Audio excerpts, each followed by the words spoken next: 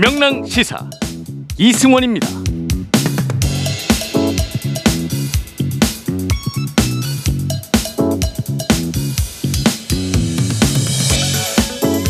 윤석열 전 검찰총장이 현 정부의 주 52시간제를 비판하면서 주 120시간 바짝 일하고 마음껏 쉬자라는 발언을 해서 현재 논란이 일고 있습니다. 사람 잡는 대통령이 되시려는 것 같습니다. 120시간 일하면 사람 죽습니다. 그런 근로 조건에 대해서 자기 결정권을 갖도록 해주는 것이 기업에만 좋은 것이 아니라 근로자들에게도 좋은 경우에 예외를 좀 넓게 둬야 되지 않겠냐. 민주당 대선 경선이 5주 연기된 가운데 이재명 그리고 이낙연 후보 간 SNS 비방 공방이 계속되고 있죠. 성남 FC에서 근무를 했었고요. 그리고 또 그분이 경기도지사 선거 2018년에 SNS 팀장을 했다고 합니다. 정말로 없는 사실 지어내서 음해하고 있는 그 수없이 많은 지지자들의 행동에 대해서 본인 측도 한번 고려해 주시면 좋겠습니다. 지나치다는 생각이 듭니다. 장애인 최초로 히말라야 14좌 완등에 성공한 산악인 김웅빈 대장이 하산 도중 실종됐다는 안타까운 소식이 전해졌습니다. 현지 기상 상황이 나아지는 대로 구조 작업이 다시 재개될 예정입니다. 우리 인내를 체크하고 있는 것 같습니다. 앞으로 계속 이런 날씨에도 불구하고 열심히 등반 잘해서 좋은 소식 전하겠습니다. 7월 20일 화요일 명랑시사 이승원입니다. 지금 바로 시작합니다. 우리가 알아야 할 오늘의 절대 뉴스 콕 찍어 전해드립니다. 뉴스 원정대. 더 깊고 더 자세한 뉴스 브리핑 뉴스 원정대 시간입니다. 화요일 원정대원 우리 김준우 변호사 나오셨어요. 어서 오세요. 안녕하세요. 오늘 단독샷 받고 있는 김준우 변호사입니다. 네, 단독샷. 네. 김한 기자 오기 전까지 단독샷. 네. 네, 실컷 누리시길 바랍니다. 네. 먼저 제가 오프닝에서 말씀드렸습니다만 첫 번째 이슈 윤석열 전 총장 그 워딩이 이게 좀 긍정적인 워딩이 아니라 매일매일 뭔가 좀 문제시되는 그런 워딩들이 나오고 있어요. 네. 한 언론과 나눈 인터뷰 내용이 지금 논란인데 주 52시간 근로제 관련해서 그 얘기를 했어요. 어떤 내용이었습니까? 네, 윤석열 총장이 이제 한 경제신문과의 나눈 인터뷰에서 컴퓨터 게임 업체 관련 얘기를 하면서 주 올 50시간 지금 이제 규제가 있는데 네. 이거 관련해서 예외 조항을 좀 둬서 게임 하나 바짝 개발하려면 좀 한꺼번에 많이 근로자가 한다면 좀 마음껏 일할 수 있게 해줘야 되는 거 아니냐 이런 게 되게 중요하다고 생각한다라는 취지로 얘기를 하면서 네. 필요하면 일주일에 120시간이라도 일할 수 있어야 된다는 식으로 이제 얘기를 하면서 그 120이라는 숫자가 특히 이제 문제가 돼서 굉장히 정치권에서 오늘 하루 화제가 되고 있는 상황입니다. 지금 정치권에서 상당한 비판이 쏟아지고 있는데 뭐 민주당 의원 그리고 정의당 심상정 의원 뭐 너나 할 거 없이 다 얘기를 하고 있어요. 어떻습니까? 네, 아까 오프닝 때 심상정 의원 육성 목소리도 잠깐 나갔었는데요. 네. 이게 뭐 말하자면 시쳇말로 떡밥이죠. 완전히 그 윤석열 총장이 뭐 진위가 어떻든 간에 이건 완전히 본인이 자초한 것이라서 네. 다른 뭐 반대 진영에서는 당연히 가열찬 비판이 쏟아질 수밖에 없고 네. 그 책임은 오롯이 윤석열 총장 본인이 질 수밖에 없는 상황인 것 같습니다. 지금 뭐 김영배 민주당 최고위원은 페이스북에 글을 썼는데 영국 산업혁명 시기 노동시간이 주 90시간이었고 나치 아우슈비츠 수용소가 주 98시간 노동이었다. 이렇게 상기시키면서. 지금 사실 국회에서는 일부 의원들은 주 4일 근무로 이제 장기적으로 가야 되는 거 아니냐. 그렇게 얘기하신 분들 네, 있죠. 이런 비전으로 네. 향해 지금 가고 있는데 120시간. 그리고 이게 사실은 또 굉장히 안타까운 일인데 근로기준법 58조에 보면 재량 근로시간제라는 게 있어요. 그래서 이런 그 창작을 하거나 연구개발을 하는 경우에는 근로자와의 합의하에서 이제 마음껏 네. 이렇게 일할 수 있는 시간이 사실은 있는 경우가 있긴 있거든요. 네, 특정 업무에 관해서는. 특정 업무 10몇 가지 업무의 종류에 대해서는 그게 가능한데 이 경우는 이제 근로자 대표와의 서면 합의도 필요하고 몇 가지 이제 안전장치를 좀 걸어놨습니다. 그러니까 사실은 윤석열 전 총장께서 과연 근로기준법은 잘 알고 있느냐 이런 의구심까지 사실 솔직히 좀 드는 모양새입니다. 근로기준 법인데 모르실 네. 리가 없는데요. 그분 직업을 생각을 한다면. 네. 근데 지금 김한 기자 어서 오세요. 네. 안녕하세요. 늦어서 죄송합니다. 지금 윤석열 전 총장 네. 120시간 근무 발언에 네. 대해서 얘기를 하고 있는데 예전에는 그냥 대충 말을 해도 후배 검사들이 대충 다 잘 알아듣고 네. 진위를 파악해주고 네. 뭐 굳이 되묻지 않고 근데 아직도 지금 검찰에 계신 분 같아요. 워딩 하나하나가 중요한데 이렇게 워딩을 막 뱉어도 되는 겁니까? 뭐 여의도에서 굉장히 많이 쓰는 말 중에 하나가 실수가 반복되면 실력이다 이런 얘기 많이 하거든요. 그렇죠. 그러니까 정치인들은 말 한마디를 해도 그게 이제 실수다 이렇게 얘기를 하면 자기 잦아지면 실력으로 보거든요. 그렇죠. 윤 전 총장이 지금 그런 지경인데 제가 오늘 해명 나온 것도 보니까 이 해명을 읽어도 잘 이해가 안 가요. 예를 들면 뭐냐면 자기가 이제 스타트업 관계자들을 만나서 얘기를 들어서 자기가 뭐 52시간제를 모르겠냐, 자기가 노동법을 모르겠냐, 자기 노동 관련 사안들 엄벌했었다, 뭐 이런 얘기하면서 얘기를 하는데 탄력적으로 52시간을 유지할 수 있어야 된다 이렇게 이제 강조를 했던 맥락이다라고 얘기를 하는데. 원래 52시간이라는 게 아니에요. 그러니까 40시간을 일해야 되는 거고요. 12시간에 추가 근로를 할 수 있는 예외가 있는 건데. 최대치죠. 어떻게 보면. 그 최대치예요. 예를 들면 스타트업이든 게임 개발을 하든 그 이상 노동을 하지 말라는 취지예요. 왜냐하면 그게 52시간제라고 우리가 불러서 마치 52시간을 일을 할 수 있는 것 같지만 노동시간을 줄여가는 어떤 사회적 맥락과 함의가 담겨져 있는 논인데 거기다 대고 120시간이라는 정말 산수가 어떻게 되는 건지를 모르겠는 좀 안 나오는 숫자잖아요. 숫자를 얘기해놓고 아니다. 뭐 이렇게 얘기를 하는데 그 해명조차도 지금 노동의 문제를 이해하고 있는 것인가, 이 법의 취지나 사회적 논의의 맥락을 알고 있는 건가 이런 의문이 들 정도로 좀 형편없는 해명을 했습니다. 저희 제작진이 지금 알려줬는데 북한 노동수용소에서도 주 105시간 일한다고 그렇게 알려져 있다고 저희한테 또 힌트를 주셨네요. 주 5일제에서 120시간을 하려면 5일 동안 24시간 일해야 됩니다. 그러니까요. 아니 이거는 저는 사실은 뭐 120시간 숫자가 좀 헷갈렸나 뭐 아주 관대하게 실수라고 하더라도 저는 그 이후에 그 어떤 노동관이 더 문제라고 생각을 해요. 저 개인적으로는 윤 전 총장 어떤 내용을 좀 담았었는지 경영진 관련해서 언급이 있었는데 어떤 얘기였습니까? 매일경제와 인터뷰에서 과도한 경영진 처벌을 우려하는 시선이 있다라는 질문에 대해서 경영진을 직접 사법 처리하는 문제에 대해서는 개선이 필요하다고 생각한다라고 얘기하면서 법인의 형사 책임을 인정하는 방향으로 형사법이 개정돼야 한다라고 얘기를 했는데 뭐는 이제 뭐 여기 김준호 변호사님 계시지만 이 법인을 대표해서 회사를 운영하는 게 경영진인데 법인의 형사 책임을 묻는 방식이 도대체 뭘 말하는 건지에 대해서 구체적으로 그게 뭐냐 그래서 뭐 이런 이제 의문이 당장 제기가 되고 또 한 가지 이 매경의 질문 자체가 어떤 경영진이 과도한 처벌을 받았다는 거냐. 그러니까 이게 정반대의 주장도 사실 있는 거잖아요. 그렇죠. 뭐 중대재해기업 처벌법이나 이런 데서 우리나라는 경영진의 처벌을 무겁게 묻는 거에 굉장히 인색한 편인데 뭐 그러면 사실 이 부분과 관련해서도 윤 전 총장이 갖고 있는 노동관이 뭐냐 뭐 이런 거죠. 그러니까 윤 전 총장이 직접 공소유지를 직전까지도 했던 그 삼성 경영권 문제에 대해서 그러면 윤 전 총장의 인식대로라면 이재용 개인이 아니라 삼성이라고 하는 법인에 대한 책임을 물을 수 있는 방법이 뭐냐. 본인은 왜 수사를 그렇게 안 했으면서 뭐 이런 식의 이제 얘기를 하느냐 뭐 이런 거에 의문이 들고 또 이 부분도 굉장히 문제인데요. 그 일자리 창출 해법에 대해서 해고나 조기 퇴직 프로그램을 가동할 수 있게 해줘야 한다. 이런 얘기를 했는데 이것도 윤 전 총장이 또 이게 내가 맥락이 있는데 진위는 다른 것인데 이렇게 얘기한다면 앞서 제가 잠깐 말씀드린 것처럼 잦은 실수는 실력이다 이렇게 답변 드릴 수밖에 없을 것 같습니다. 이거는 실수의 영역이 아니지 않습니까? 해고나 조기 퇴직 프로그램 이거는 선진국들 뭔가 사회적 안전망이 있는 국가에서는 가능한 건데 한쪽만 얘기하고 있는 상황. 일단 변호사님. 해석을 좀 해주시죠. 중대재해기업처벌법이 지금 기업에서 물론 이제 이것도 솜방망이 처벌 입법이다라는 비판적인 인식이 있었죠. 많지만 그럼에도 불구하고 지금 재계에서 가장 걱정하는 법이 이제 이 법이 본격적으로 시행된 이유입니다. 그러니까 이제 그 재계의 입장을 반영한 그 경제제 질문은 당연히 나올 수밖에 없는 질문인 거고요. 근데 현실은 그 벌금을 매기면 그게 오히려 안전관리 비용을 강화하는 것보다 훨씬 싸게 먹히기 때문에 벌금을 굉장히 선호할 수밖에 없고 그렇게 되면 산업 현장에서의 안타까운 사고가 계속 빈번하게 반복될 수밖에 없고 더 이상 이런 산업재해에 힘입은 산업화, 성장 이런 걸로는 우리 사회가 가서는 안 된다라는 합의가 있어서 중대재해기업처벌법이 어렵게 통과가 됐는데 이런 스탠스를 보이는 건 윤석열 총장의 어떤 그 서 있는 자리가 어디 있는지를 좀 명확하게 보여주고 있지 않나 이런 싶습니다.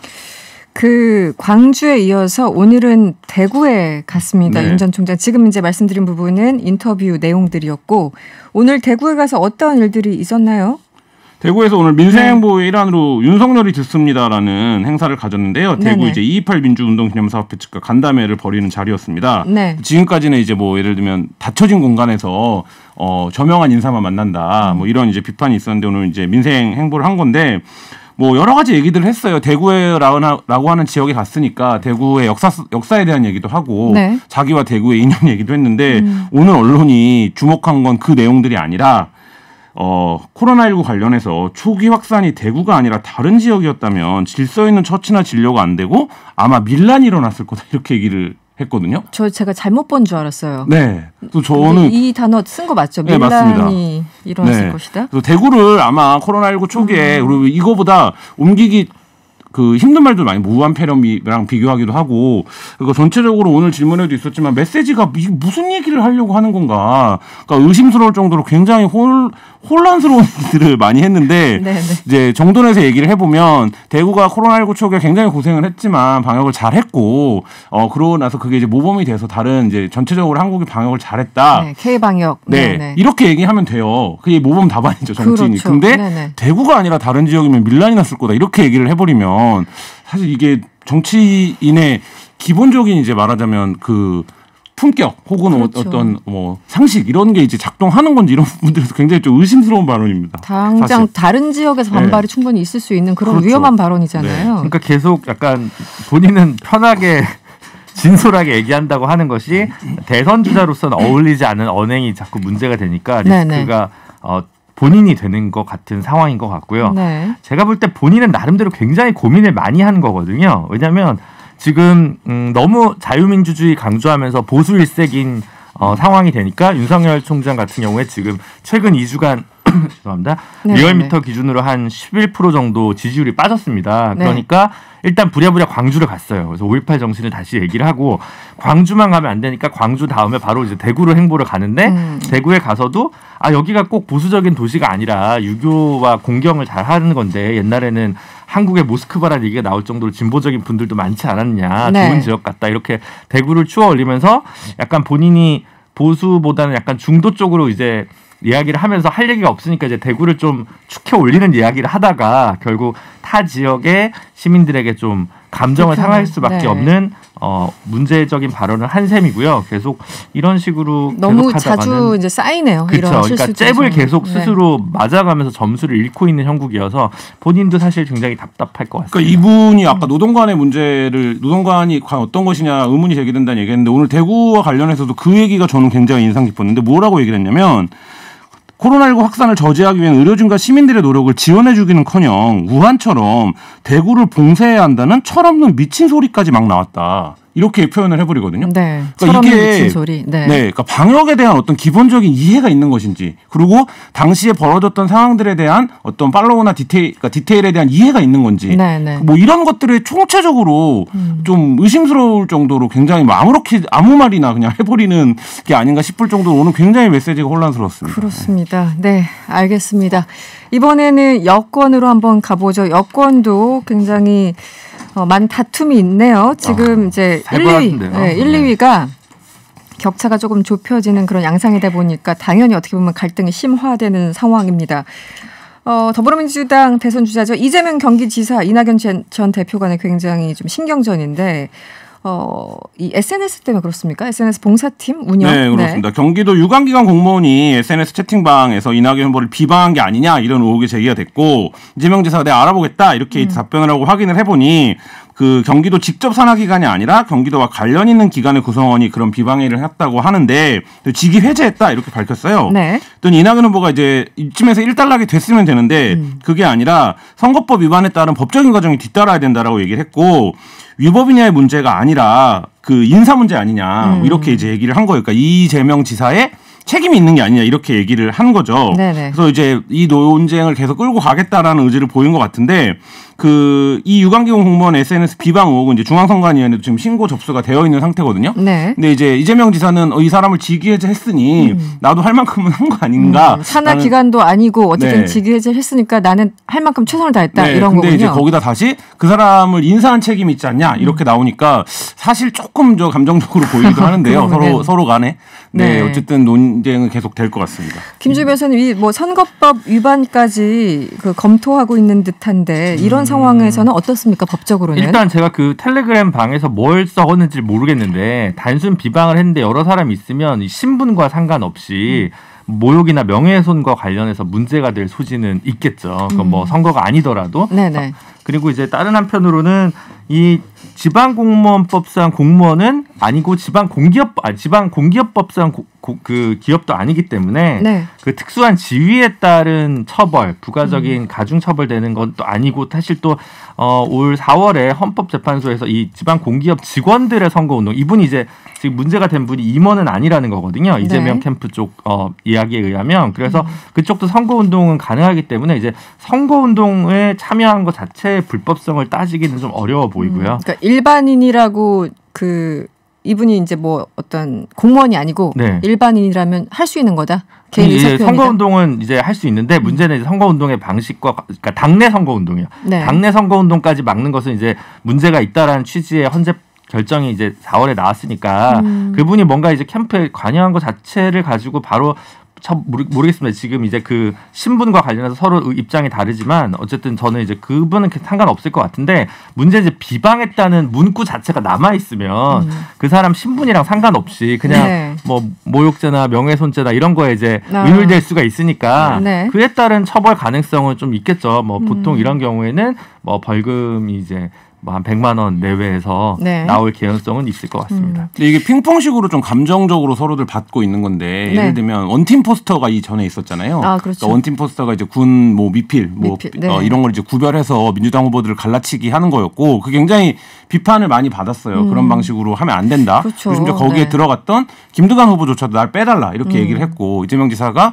본인의 이제 장애 사실을 고백을 하면서 어쨌든 고국면에서는 득점을 좀 올리는 것으로 보여요. 근데 이제 이낙연 지사 후보가 그러면 그거는 지지자가 한 것이지만 내가 잘못했다 정책적으로 잘못된 거다라고 얘기를 하고 넘어갔으면 됐는데 그걸 안 넘어가고 뭐 지지자가 한 것까지 어떻게 책임을 다 물을 수 있냐라는 식으로 얘기를 하면서 이재명 지사 측은 어떤 줄 아느냐 이렇게 이제 하고 있다. 라고 이제 하니까 서로 간에 이제 굉장히 거칠어지기 시작하는 거죠. 그러니까 예를 들면 잘못한 것조차도 인정하지 않는구나 라는 판단들을 하니까 서로 거칠어지고 있고 그래서 또 이제 이재명 지사도 원래 이제 경선 때도 했던 말이긴 한데 이낙연 전 대표가 박정희와 전두환을 찬양했다 이렇게 이제 몰고 가면서 사실 이제 경선이 굉장히 좀 혼탁해지는 양상이 보여지고 있습니다. 그 이낙연 후보의 박정희 전두환 찬양 의혹과 관련해서는 팩트 체크만 일단 해드리면 이낙연 후보가 일단 동아일보 기자 출신인데 80년대에 그 경남 쪽에서 이제 무슨 민정당 뭐 행사가 있었는데 그때 민정당 사무총장이 위대한 영도자 전두환 뭐 이제 이런 발언을 했는데 그 발언을 이제 인용한 거예요. 이제 그거기 때문에 그거는 사실 뭐 전두환을 찬양했다 이렇게 얘기하기엔 좀 오류가 있을 것 같고요. 당시 이낙연 기자가 인용한 그 내용이기 때문에 네네네 본인이 뭐 쓴 말이 아니죠. 그리고 그 박정희 이제 찬양 관련해서는 이제 2016년에 전남 도지사를 할 때 경북지사가 요청을 해서 김관용 지사가 요청을 해서 박정희 기념사업 추진위원회 그 부위원장직을 잠시 맡았었어요. 그러면서 이제 뭐 위대한 지도자 이런 표현을 썼던 거는 맞는 것 같아요. 박정희 대통령에 대해서. 근데 이제 그 당시 가을에 2016년 가을에 이 위원회에서 광화문에 박정희 동상을 세우자 이런 이제 운동을 추진하기 시작하니까 나 이거는 곤란하다 하면서 이낙연 후보가 빠졌어요. 그러니까 이것도 사실은 그냥 작은 흠이라면 흠인데 크게 정쟁화될 수준은 아닌 것 같은데 이재명 후보도 이낙연 후보도 하여튼 양측이 모두 그냥 예민해 보이고 국민들 입장에서 별로 좋아 보이지 않는 이전투구적 양상을 보이고 있어서 좀 양쪽 좀 자제할 필요가 있을 것 같습니다. 이낙연 전 대표가 이제 라디오 인터뷰에서 뭐 박정희 전두환 찬양 이 논란이 있으니까 이렇게 얘기를 했네요. 만약 제가 찬양을 했다면 김대중 전 대통령의 공천을 받았겠느냐 이렇게 또 반박을 하는 그런 상황이에요. 알겠습니다. 참 옛날 얘기를 이제 끄집어낸 것 같긴 한데 이런 상황입니다. 어찌됐든 경선이 연기돼서 코로나 상황 때문에 이제 당초에는 9월 초였는데 이제 10월 초로 연기됐잖아요. 한 4, 5주간. 어디가 유리합니까? 선두를 달리는 쪽과 추격하는 쪽 어디가 유리할까요? 그걸 알면 제가 어디 캠프 가서 브레인을 하고 있을 텐데. 네, 근데 어쨌든 외부적으로 보여지는 걸로 보면 이낙연 지사가 굉장히 추격을 많이 해서 지금 빅2 체제가 아니라 빅3 체제다. 뭐 이렇게 그렇게. 봐야 되는 정도의 수치들도 나오고 있기 때문에 네. 그런 면에서는 이낙연 캠프 측은 굉장히 고무적일 거고 이재명 지사 측은 어쨌든 빨리 그 경선을 당내 경선을 끝내고 본인 중심으로 해서 대선 후보 이재명을 중심으로 해서 가고 싶었을 텐데 그 계획이 좀 연기된 거는 맞는 거죠. 근데 이제 이게 지금 경선 일정은 왜냐면 기본적으로 순회 경선 투표를 하는 게 민주당의 이제 선거 규칙에 나와 있는데 다만 사실 이런 경우도 온라인으로 경선할 수 있긴 했거든요. 근데 이제 여러 가지 조건 속에서 이제 경선을 연기한 건 좋은데 이낙연 후보 측에서 지금 마지막 가졌던 아쉬움은 뭐냐면 그래도 TV 토론은 계속 일정대로 할 수 있었던 거 아니냐. TV 토론이니까. 네, 그러면 이제 본인의 어떤 상승세를 좀 이어갈 모멘텀을 계속 찾을 수 있을 거라고 생각했는데 그게 안 돼서 이낙연 후보 측에서는 또 그런 아쉬운. 부분까지 또 굉장히 민감하게 반응하고 있다는 소식이 좀 들려옵니다. 한참 뭐 이렇게 탄력받는 시기였는데 뭔가 중단됐던 때 그렇죠. 리그가 중단된 느낌이죠. 근데 양쪽 다 지금 공방전을 벌이는 게 뭔가 중도 확장을 향해 나아간다거나 아니면 당심을 넘어서는 어떤 민심에 호소하는 문제가 아니라 지금 시선이 완전히 당 안쪽으로 돌아선 것 같아요. 양쪽 다. 그래서 이재명 지사도 쫓기다 보니까 여유 있는 모습이 좀 있었는데 당심이 반응하는 이슈에 더 적극적으로 나서기 시작했고 이낙연 후보도 이제 그런 측면에서 이재명 후보를 어쨌든 프레임을 걸어놓고 공격하는 게 해서 이 5주가 이제 연기된 게 이 두 후보 모두에게 도움이 될지 이 부분은 솔직히 잘 모르겠습니다. 지금 흥미로운 지점입니다. 어떻게 될지 관심 있게 보도록 하고요. 마지막 이슈 잠깐 짚어보죠. 오늘 뭐 속보로 뜬 뉴스이기도 했습니다. 오늘 공수처가 청와대 이광철 민정비서관 자택을 전격 압수수색했습니다. 민정비서관이 사표를 냈는데 아직은 수리되지 않아서 현직 민정비서관입니다. 두 가지 사건에 연루돼 있죠. 설명을 좀 해주시죠. 그러니까 이제 그 검찰 과거사위원회가 있었는데 예전에 검찰이 이제 잘못한 것을 조사하는 위원회와 관련해가지고 이제 김학의 사건 차관 사건 관련해가지고 이제 조사를 하는데 그 당시와 달라진 게 뭐냐면 그냥 이 조사위원회가 이제 출범을 했을 때 담당 검사 중에 한 명이 이규원 검사인데 이규원 검사가 이 윤중천이라는 그 사업가를 직접 만나면서 보고서를 작성을 하는데 나중에는 이 윤중천 씨가 아마 자기 진술 내용, 이 보고서에 담겨 있다는 진술 내용과 좀 다른 내용을 얘기했다고 알려져 있어요. 그러면 이제 면담 보고서 혹시 허위로 작성된 것은 아니냐 이제 이런 의혹이 있었는데 그것과 관련해서 이규원 검사와 이광철 당시에는 행정관이었습니다. 선임 행정관 간에 뭔가 공모가 있었던 것은 아니냐라는 이제 물음표가 하나 있는 거고요. 다른 하나는 그게 그 당시 그 보고서가 탄력을 받으면서 이제 김학의 전 차관을 출국 금지를 하는데 이때 과정에서 출입국관리본부나 이런 데과 의사소통하는 과정에서 이광철 행정관이 역시 좀 관여한 정황이 좀 나타나고 있고 여기에서 불법성이 있지 않냐라는 것을 가지고 이제 공수처에서 수사를 하고 있고 이 수사를 위해서 이번 자택에 압수수색을 한 상황입니다. 네. 김학의 전 차관을 막았다며 이렇게까지 사회적인 비용이 든다는 게 다시 봐도 놀랍습니다. 그래서 지금 이 얘기는 그리고 이제 청와대 측으로부터 이미 제출 형식으로 뭐 이렇게 욕을 한 상황이라고 하는데 수사를 더 확대시키겠다라는 의미로 받아들여야 되나요? 어떻게 보십니까? 뭐 수사가 확대되는 거죠. 애초부터 이 수사가 시작된 당시에 그러니까 단순히 그걸 면담 보고서를 작성했던 검사나 아니면 불법 출금을 했던 그 검사 이규원 검사가 아니라 그 윗선에 대한 수사를 확장하려고 하는 게 아니냐라는 게 있었고 이 수사에 대한 외압 의혹이 있었다는 것도 사실 그 내용이거든요. 그러니까 이 수사가 청와대를 향하기 때문에 누군가 외압을 해서 수사를 방해했던 게 아니냐라는 의혹이 있는 건데 결국 그 부분에서 키맨으로 지목됐던 게 이광철 비서관이었고 이광철 비서관이 어쨌든 자기가 이제 부담을 느껴서 그 사퇴를 한 이후에 본격적으로 압수수색이 된 거기 때문에 윗선을 향해 가는 거라고 보여지고요. 그러니까 말씀하신 대로 이게 이제 이럴 일이냐 이거에 대해서는 판단이 다를 수 있는데 근데 그 과정에서 이광철 비서관이 어떤 역할을 했느냐 이거는 이제 들여다보겠다 이 의지를 드러낸 것으로 보입니다. 일단 각 제출된 증거 자료를 보고 공수처에서 한 번 더 고민하겠죠. 조국 수석까지 부를 거냐 아니면 그 당시 또 민정비서관이 있으니까 거기 당시 비서관을 참고인 조사를 하든가 이제 이런저런 과정들에 대해서 고민할 것 같습니다. 한번 지켜보시죠. 알겠습니다. 원정대 여기서 마무리할게요. 지금까지 김준우 변호사 그리고 한겨레 김한 기자와 함께했습니다. 오늘 고맙습니다. 네, 감사합니다. 지금 이 시각 사회 곳곳에서 벌어지는 사회 뉴스를 전달해드립니다. 뉴스 원정대 2 시간이죠. 오늘도 이현경 뉴스캐스터와 함께합니다. 어서 오세요. 네, 안녕하세요. 네, 오늘 먼저 좀 상당히 안타까운 뉴스를 전달해야겠는데 이 장애인 최초로 히말라야 14자 완등에 성공한 우리 김홍빈 대장. 저도 그 뉴스를 보고 정말 대단하다. 정말요. 네네네. 그런 생각을 하고 있었는데 하산 도중에 지금 실종된 것으로 알려져 있습니다. 지금 어떤 상황인지 좀 설명을 해주시죠. 그러니까 어젯밤에 저도 와 대단하시다라고 생각을 했는데 갑자기 실종이라는 기사가 뜨고 확인이 안 되고, 네. 그래서 너무 좀 놀랐었는데요. 지금 말씀하신 것처럼 김홍빈 대장은 10손가락 없는 산악인이라고 하는 그 이름이 붙어 있는데요. 네, 그게 그렇죠. 이분이 이제 27살에 1991년이죠.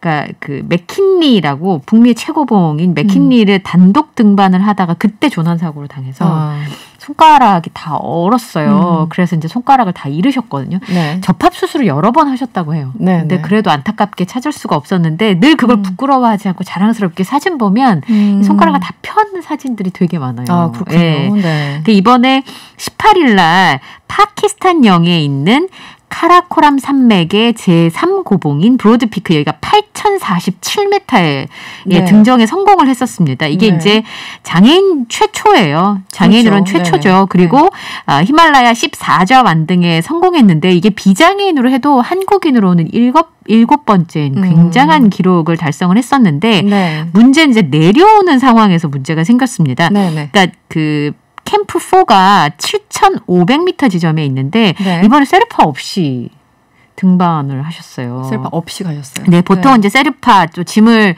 날라주는 포터 그리고 전문 짐꾼인 하이포터 이렇게 동행을 해서 올라가는데 네네. 이번엔 세르파가 동행하지 못하고 하이포터와 동행을 해서 올라갔었는데요. 보통 네. 이제 그 올라가면서 그러셨다는 거예요. 세르파 없이 등반을 해야 진짜 등반이지 않겠냐고. 예, 진짜 산악인. 네, 정말 산을 사랑하시는 분이었던 것 같아요. 그래서 이제 내려올 때는 사고 위험이 있기 때문에 같이 내려오지 않는데요. 따로따로 내려오는데 이 김홍빈 대장이 맨 뒤에 출발하셨는데 아무리 기다려도 내려오질 않아서 네네. 대원들이 우선 찾으러 갔어요. 네네. 그리고 이제 조난한 상황을 발견을 했습니다. 그게 언제였냐면 새벽 5시에 위성 전화로 조난 신고가 와서 이미 이제 인지를 한 상황이었었고요. 네. 가보니까 이미 이제 18시간 등반을 했기 때문에 체력도 완전히 바닥이 난 상태였기 소진됐죠. 때문에 네네. 그리고 이 기압이랑 산소가 또 부족하잖아요. 그러니까 굉장히 우려한 상황이었었는데 19일 0시에 이 크레바스에서 아주 깊은 계곡에서 이제 조난이 된 상태였고요. 이미 그 한국에다가 위성 전화로 구조 요청을 했었고 러시아 구조팀이 수색에 들어간 상황이었는데 15m 아래에 조난이 돼 있었어요. 구조 작업이 시작이 됐었고 그 당시에 김홍빈 대장 의식이 있었습니다. 그리고 구조대원한테 손을 흔들어 보이기도 했다고 하고요. 제가 네. 아침 보도를 보니까 목소리가 서로 들렸대요. 네, 구조청 통화도 공개되고. 네, 대화를 이제 구조하는 러시아 대원들한테 할 수 있을 정도의 근적거리였다고 합니다. 근데 이제 그 주마라고 해서 등간기가 있는데 그거 갖고 이제 올라오는 상황이었었는데요. 네. 직접. 근데 이제 이게 너무 추우니까 얼어가지고 무게를 지탱을 못한 상황에서 끊어졌어요. 그래서 다시 크레바스 아래로 김홍빈 대장이 지금 추락한 상황입니다. 네. 지금 수색 작업은 어떻습니까? 거기는 이제 날씨가 워낙 굳다 보니까 네. 이게 헬기를 당장 띄우고 싶어도 굉장히 좀 어려운 상황이라 들었는데 지금 어떻습니까? 그러니까 당장 지금 이제 김홍빈 대장 수색 작업에 대해서 파키스탄 대사관하고 중국 대사관을 통해서 이제 구조대 파견을 요청을 한 상황입니다. 근데 네. 아직까지는 특별한 진전이 없고요.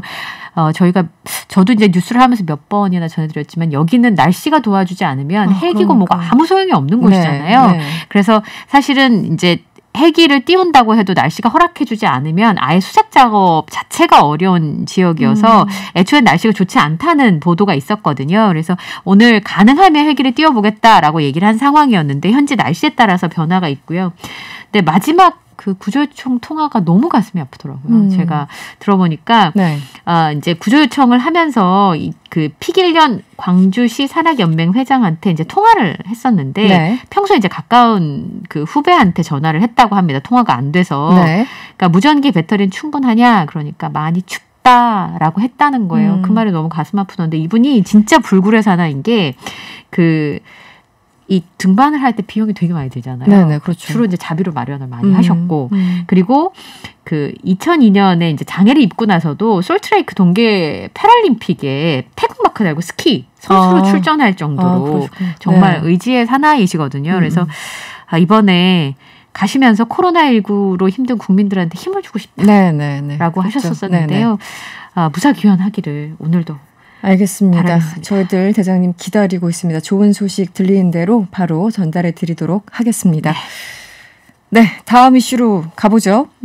집값에 관한 뉴스인데요. 한국은행이 지금 여러 가지 경고음을 보내고 있습니다. 지금 어떤 상황인가요? 지금 한국은행에서는 집값이 너무 많이 올랐다. 그러니까 이런 위험들이 있다. 이런 얘기를 하고 있는데요. 지금 시중에 사실 돈이 많이 풀린 상황이기 때문에 인플레 걱정을 한국은행에서 안 할 수가 없는데요. 그렇죠. 그러니까 주변에 주식 오를 때 보면 술 사시는 분들 많죠. 그렇죠. 좀 벌었으니까. 예전에 좀 그러신 분들 계셨죠. 네, 아직 팔진 않았지만 어쨌든 심리적으로. 그러니까 심리적으로 여유가 있게 되는데요. 이렇게 집값도 마찬가지여서 집값이 뛰면 자산이 늘고 그만큼 마음의 여유가 있으니까 집을 팔지 않았음에도 불구하고 이제 소비를 많이 하게 되는 경우가 있는데 반대로 집값이 떨어지면 월급이 준 건 아닌데 마음이 이제 좁아지잖아요. 그렇죠. 자산 가치가 어쨌든 하락하니까 소비가 이제 줄 수밖에 없는 그런 상황이었는데 이 한국은행에서 집값이 20%까지 추락을 하게 되면 추락의 경우에는 실물 경제도 휘청일 수 있다. 그러니까 지금 비투를 하거나 연끌을 해서 집을 마련한 사람들에게는 직격탄을 입을 수 있다 이렇게 경고를 했었는데요. 이 한국은행에서 발간한 보고서에서 이 부동산 가격 등락이 민간 소비와 실물 경제에 영향을 주는데 이게 참 나쁜 게 올라갈 때는 고용이 늘어난다거나 그렇지 않으면 성장에 도움을 준다거나 이런 거는 미미한데 별로 없죠. 떨어질 때는 뭐 예를 들어서 집값이 한 20% 정도 빠지면 민간 소비나 고용 지수가 4%가 추락한다 이렇게 얘기를 한 거예요. 근데 20%면 어느 정도냐면 IMF 때 우리나라 실질 주택 가격이 17.7%가 하락했거든요. 아마 일부 지역은 더 많이 그렇겠죠. 하락을 했었을 거예요. 그때 아마 기억을 해보시면 집값이 떨어질 때 어느 정도 가격 여파가 있는지 알게 되는 그런 부분들입니다. 이제 가계 대출이 많을 때, 그러니까 이게 항상 문제잖아요. 그냥 내 돈 주고 샀으면 그나마 좀 충격이 덜한데 빚을 내서 혹은 뭐 연끌해서 집을 산 경우 그만큼 충격이 더 클 수밖에 없습니다. 그래서 앞으로 한 해는 지금 사실 너무 이상할 만큼 오른 건 사실인 거잖아요. 그렇죠. 그래서 지금 한은 같은 경우는 집값이 떨어진다고 뭐 조심스럽게 그렇게 뭐 전망을 하고 있는 겁니까? 어떻습니까? 그러니까 지금처럼 집값이 계속 높아지면 경제에 부담이 되고 계속 높아질 수만 없거든요. 주식도 계속 오르기만 하진 않잖아요. 그러면 이제 주택 가격이 조정을 받게 되는데 그렇게 되면 가계 부담이 된다는 거예요. 그러니까 마지노선이 LTV 40% 정도. 그러니까 내 집값의 40% 정도 이상이 이제 빚이 되면은 문제가 된다는 건데 지금 우리나라의 46%거든요. 근데 그게 대출이 적절해서 46%인 게 아니고 지금 집값이 많이 올랐기 때문에 내 대출 금액이 많아도 LTV가 이제 그 정도로 유지가 되는데 예를 들어 집값이 훅 빠져버리면 대출 금액이 안 줄잖아요. 그렇죠. 이제 그렇게 되면 영향을 받을 수밖에 없기 때문에 집에서 그런 그 대출에 대해서 관리를 좀 해야 된다. 그리고 집값이 계속 고공행진을 할 거라고 생각을 하고 연끌을 하거나 비투를 해서 자꾸 집을 사거나 하면 안 된다. 감당할 수 없을 부분이 생기면 이제 그런 부분에 대한 경고라고 보시면 될 것 같은데요.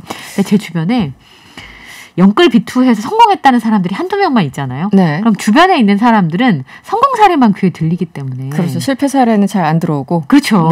그리고 이제 제가 애기 엄마들하고 이렇게 만나면 옆집 엄마가 뭐 80% 대출받아 집을 샀는데 더 올라서 더 큰 평수로 갔대. 이런 얘기들을 하면 서로 이제 절망을 하는 거죠. 들으면서. 나도 한번 해봐야 되나 이런 생각 들고. 나는 정말 무지했던 것인가? 뭐 이런 얘기들을 많이 하게 되더라고요. 상대적인 박탈감이 또 있게 되고 그러다 보면 또 무리하게 되고 이런 악순환이 또 반복되는 거겠죠. 어쨌든 한국은행이 최근에 지금 주택 가격 등등 거품의 붕괴 위험성에 대해서 자주 얘기를 하고 있습니다. 금리 얘기를 많이 하고 있으니까 좀 귀 기울여서 들여다 보셔야 될 것 같고요. 마지막 이슈를 살펴볼게요. 사학재단 비리와 관련해서 이제 기사가 나왔는데 중고등학교 정규직 교사 지원자들한테서 거액을 받고 채용 비리를 저지른 사학재단이 경찰에 적발됐습니다. 어떤 수법으로 비리를 저지른 건가요? 돈을 받고 답을 알려줬습니다. 그렇게 심플하게? 너무 심플합니다. 돈을 받고 답을 알려줬다? 최근에 뭐 간 떨어지는 뭐 이런 그 드라마 제목 있었잖아요. 네, 간 떨어지는 동공가. 이렇게 간 큰 채용 비리는 제가 처음 봤는데요. 네네. 그러니까 내가 뇌물을 받았기 때문에 채용을 이렇게 하면 걸릴 걸 대충 느끼면서도 진행을 한 게 아닌가 이런 의심이 가는 정황들이 있었습니다. 우선 경기도의 한 사학재단의 관계자 10명에 대해서 입건을 했고요. 네. 이 범행을 주도한 사람은 이 재단에 있는 학교의 행정실장입니다. 네. 근데 이분의 직함이 하나 더 있어요. 이사장 아들. 그런 경우 많죠. 예. 네, 이사장 아들이 뭔가를 맡고 있는 경우. 예, 네. 이사장 아들이 행정실장입니다. 그런데 네. 이 행정실장이 정교사를 뽑을 거야라고 얘기를 하면서 정교사 2명에게 이제 정규직으로 채용을 할 거니까 학교 발전 기금 정도로 낼 수 있는 사람을 모아봐 이렇게 된 거예요. 네. 그러니까 기간제 교사를 모집한다 이렇게 얘기를 했었는데 그리고 나서 한 명당 어느 정도 받았을 것 같습니까?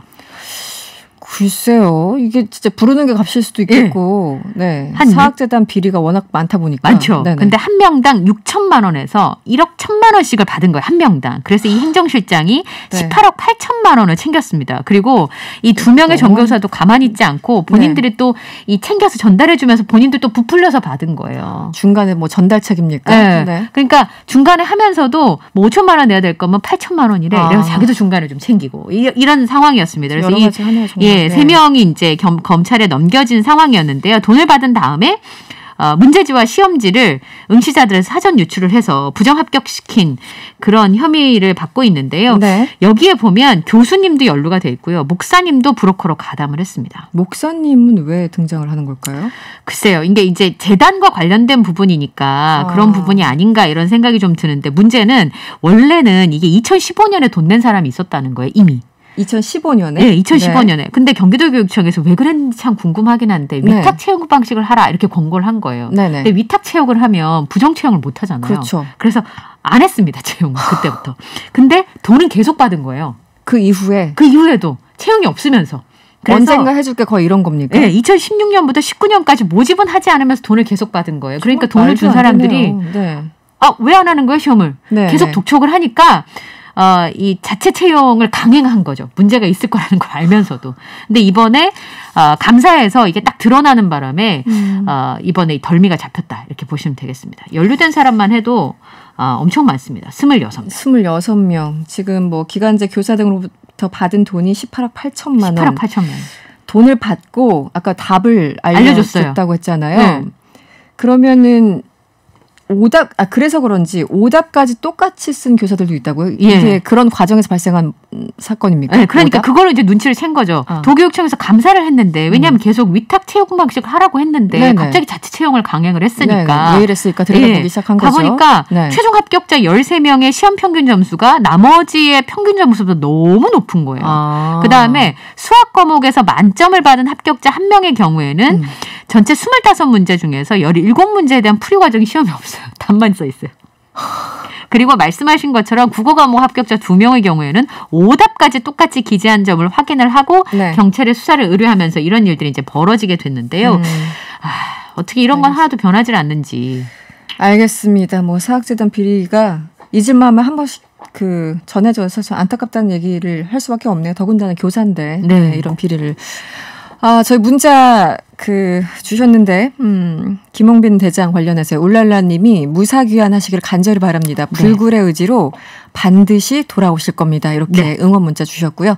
민재리님도 무사귀환을 기도하겠습니다. 이렇게 바람을 전해주셨습니다. 네, 뉴스 원정대 2 여기서 마무리할게요. 지금까지 이현경 뉴스캐스터와 함께했습니다. 오늘 고맙습니다. 감사합니다. 네, 1, 2부는 여기까지고요. LSD가 부른 Thunder Clouds 들으시고요. 잠시 후 3부에서 뵙겠습니다.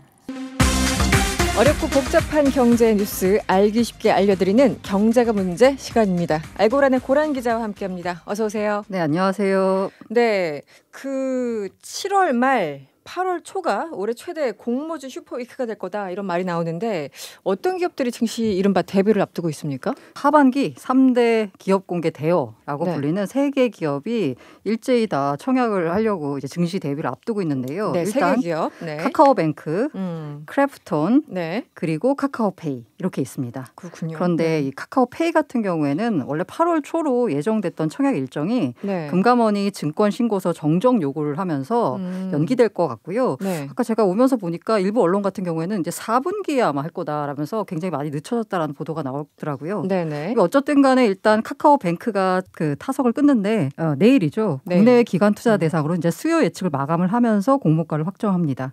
이 국내 같은 경우에 공모주 투자 방식이 어떻게 되냐면 일단 기관 대상으로 수요 예측을 해요. 여기에서 공모 가격을 결정하고요. 네. 이 결정된 가격을 가지고 일반 투자자 청약을 받습니다. 카카오뱅크가 일단 희망한 공모가가 33,000원에서 39,000원 정도고요. 네. 이렇게 따지면 예상 시가총액이 한 15조 6천억에서 18조 5천억 정도 됩니다. 대단하네요. 네. 이게 공모가가 확정이 되면 이제 26일에서 27일 날 일반 청약을 받고요. 네. 다음 달 5일에 코스피 시장에 상장되는데 제가 아까 공모가 말씀드렸잖아요. 네. 참고로 그 4대 금융지주라고 하죠. 제일 어쨌든 시가총액 큰 게 KB, 두 번째가 신한, 그리고 네. 세 번째가 하나금융지주거든요. 네네. 하나금융지주를 생각해 보시면 여기에 하나투자증권, 그리고 예전에 이제 외환은행을 하나은행 합병을 했어요. 네네. 그리고 하나은행이 그 전에 여러 가지 은행들을 다 합병을 했죠. 이 하나은행이 시가총액이 13조입니다. 아, 이 하나금융지주가 네, 그러니까 다 합한 게 13조인데 네. 지금 예상 시가총액이 최소한 15조 6,700에서 네, 맞습니다. 네. 와. 그래서 이제 뭐 고평가 논란이 지금 나오고 있는 상황이고요. 네, 그 참고로 이제 그 다음 타자 이제 크래프톤 같은 경우에는 다음 주 화요일 27일 날 수요 예측을 하고 희망 공모가가 40만 원에서 49만 8천 원. 네. 아마 희망 공모가 상단으로 아마 결정이 되면 시가총액은 24조 원이 될 것 같습니다. 그런데 카카오페이도 다음 달 그 상장 앞두고 있지 않았습니까? 네, 맞아요. 네. 그래서 이게 제가 아까 기업 공개 3대 대여가 이제 몰려 있다. 네, 기다리고 있다. 네, 라고 했었는데 카카오페이가 빠졌어요. 원래는 다음 달 4일에서 5일 일반 청약을 진행할 예정이었거든요. 네. 그런데 갑자기 지난주 금요일에 금감원이 카카오페이에다가 야, 증권신고서 이거 좀 바꿨으면 좋겠는데 라고 욕을 한 거예요. 그게 무슨 뜻이에요? 이게 이제 자본시장법 시행령 개정 때문에 네. 이제 여러 가지가 뭐 있는데 이 가운데서 이게 있어요. 주식시장에 상장하려는 기업은 일단 증권신고서를 금융감독원에 내야 됩니다. 네. 그리고 금융감독원이 이 심사를 이제 이렇게 봐가지고 여기를 통과시켜야지 이 기업이 그 뒤에 상장 절차를 진행할 수가 있습니다. 그래서 여기서 만약 금감원이 안 돼라고 하면은 그냥 못 하는 거예요. 네네. 근데 금융감독원이 이제 증권신고서를 왜 바꾸라고 했느냐에 네. 대해서는 그냥 투자자 보호입니다. 투자자 보호. 네, 그러니까 구체적인 내용은 공개되지 없어요. 않고 네. 있어요. 그냥 그 자본시장법에 보면은요, 증권신고서가 형식을 제대로 갖추지 않거나 중요 사항에 관해서 거짓의 기재, 뭐 기타 등등 투자자한테 오해를 불러일으킬 내용이 있으면 정정신고서를 요구할 수 있다라고 정해져 있어요. 네. 그런데 카카오페이에 대해서 정정신고서를 왜 내라고 했는지는 구체적으로 언급이 안 됐습니다. 그런데 시장에서는 카카오페이 공모가 너무 높으니까 네. 낮추라고 압박하는 거 아니냐라고 이제 생각을 하고 있어요. 속내는 그러니까 추측컨대. 네, 이게 왜 그러냐면 이게 앞서서 이제 SD 바이오센서나 이제 크래프톤이라는 회사요. 아까 대여 중에 하나였던 네. 크래프톤.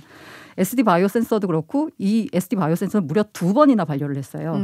그래서 결과적으로 공모가를 애초에 처음 제시했던 희망 공모가 범위에서 30% 낮춰가지고 결국 통과가 됐거든요. 네. 크래프톤 같은 경우에도 원래는 지난달 25일에 금감원 정정 요구를 받았습니다. 이래서 이제 일반 청약 과정이 원래 14일에서 15일에 이미 진행이 됐었어야 돼요. 네. 근데 이제 반려를 하면서 여기도 이제 연기가 된 건데요. 여기도 역시나 정정 신고서를 요구를 했는데 왜 하라 그랬는지 모르겠는데 아무래도 공모가가 비싼 거 그래서 비싸서가 아니냐라고 해서 전철이 있으니까 네. 크래프톤도 역시 10%를 낮췄습니다. 그래서 이제 통과가 됐어요. 네네. 그래서 이제 카카오페이 같은 경우에도 아마도 공모가가 너무 비싸서 네. 그런 거 아니냐라고 이제 다 해석을 하고 있고요. 그러면 이제 궁금하실 거 아니에요. 도대체 왜 카카오페이가 공모가가 비싸다라고 보느냐에 네. 대해서요. 카카오페이 희망 공모가가 6만 3천 원에서 9만 6천 원이거든요. 이 네. 밴드가. 그래서 만약에 9만 6천 원 상단 기준으로 보면 기업 네. 가치가 아까 12조 5천억입니다. 아까 제가 하나금융지주가 13조라 그랬죠. 네. 뭐 비스무리합니다. 거의 따라가겠네요. 네네네. 네. 근데 이제 이 공모 가격을 산정하는 게요. 몇 가지 이제 방법이 있어요. 크게 절대 가치 평가 방법이 있고 상대 가치 평가 방법이 있습니다. 네. 절대 가치 평가 방법은 이 회사가 앞으로 얼마를 벌지를 미리 예측을 한 다음에 이걸 이른바 현금 할인 모형이라고 해가지고 10년 뒤에 예를 들어서 10,000원이면 지금은 얼마냐 뭐 이런 걸 해가지고 하는 그런 방법이 있어요. 네네. 근데 이건 잘 안 써요. 왜? 이 회사가 얼마를 벌지 어떻게 알아? 예측 불허니까. 네, 그래서 잘 안 쓰고 네. 많이 쓰는 방법이 상대 가치 평가 방법입니다. 나랑 비슷한 애들은 도대체 어느 정도의 평가를 받고 있느냐라는 평균을 냅니다. 유사 업종, 유사 네, 기업 맞아요. 이런 쪽을. 그래서 이제 카카오페이가 그런 방식으로 하면서 그럼 여기서 이제 문제가 되는 게 뭐냐면 네. 그러면 나의 경쟁 업체는 누구냐? 나랑 비슷하게 사업을 하고 있는 애들은 누구냐를 정해야 되는 거잖아요. 네. 여기서 약간의 문제가 생깁니다. 예를 들면 크래프톤 같은 경우에 문제가 됐던 게 뭐냐면 나랑 비슷한 애들이라고 하면은 그냥 상식적으로 생각했을 때는 당연히 게임 회사 다른 게임 회사를 비교할 것 같은데 넥슨, 애쉬소프트 뭐 이런 애들 떠오르죠. 그런데 크래프톤 같은 경우에는 디즈니를 넣었어요. 디즈니요? 네네. 왜요? 앞으로 크래프톤은 그 배틀그라운드 IP를 활용해가지고 지적 재산권을 활용한 여러 가지 콘텐츠를 제작할 거다. 약간 마블 유니버스 막 있는 거 있잖아요. 뭐 그런 느낌으로 이제 할 거다라고 하는데 이게 우리가 앞으로 할 거다 지금 하고 있는 건 아니잖아요. 그거는 우리가 뭐 기업에서 우리 할 거예요. 라고 얘기하는 것과 네네. 밖에서 할지도 몰라 이건 또 다른 거잖아요. 네. 그래서 이렇게 비교를 하고 나니까 왜 거기다 도대체 디즈니를 집어넣냐라고 의심을 하면서 혹시 디즈니가 이제 그 제가 비교를 할 때 그 가치가 비슷하냐를 비교할 때 많이 쓴 지표가 이제 뭐 PER 지표, PBR 지표 이런 거 쓰거든요. 네. 그러니까 돈을 얼마나 잘 버느냐, 주가 수익 비율이 PER 지표인데 이 지표에 이제 평균을 내 가지고 이 회사가 벌어들인 영업이익과 곱해 가지고 이제 주가 시가총액을 산출하는 거예요. 그런데 이제 그 비슷한 애들의 평균의 PER을 구해 보니까 45배가 나왔대요. 그래서 이제 곱하기 45를 한 거거든요. 네네. 근데 게임 회사가 넥슨 같은 경우에는 20배가 안 되거든요. 그런데 거기에 들어간 우리의 경쟁 상대요 하고 들어간 디즈니 같은 경우는 80배가 되는 거예요. 네네. 그러다 보니까 크래프톤이 PER 지표를 좀 높게 받으려고 디즈니를 끼워 넣은 거 아니냐라고 의심을 한 거죠. 네네. 그래서 결과적으로는 고칠 때 디즈니 빼버리고 그냥 이렇게 했으니까 빼고 이제 게임 회사를 했어요.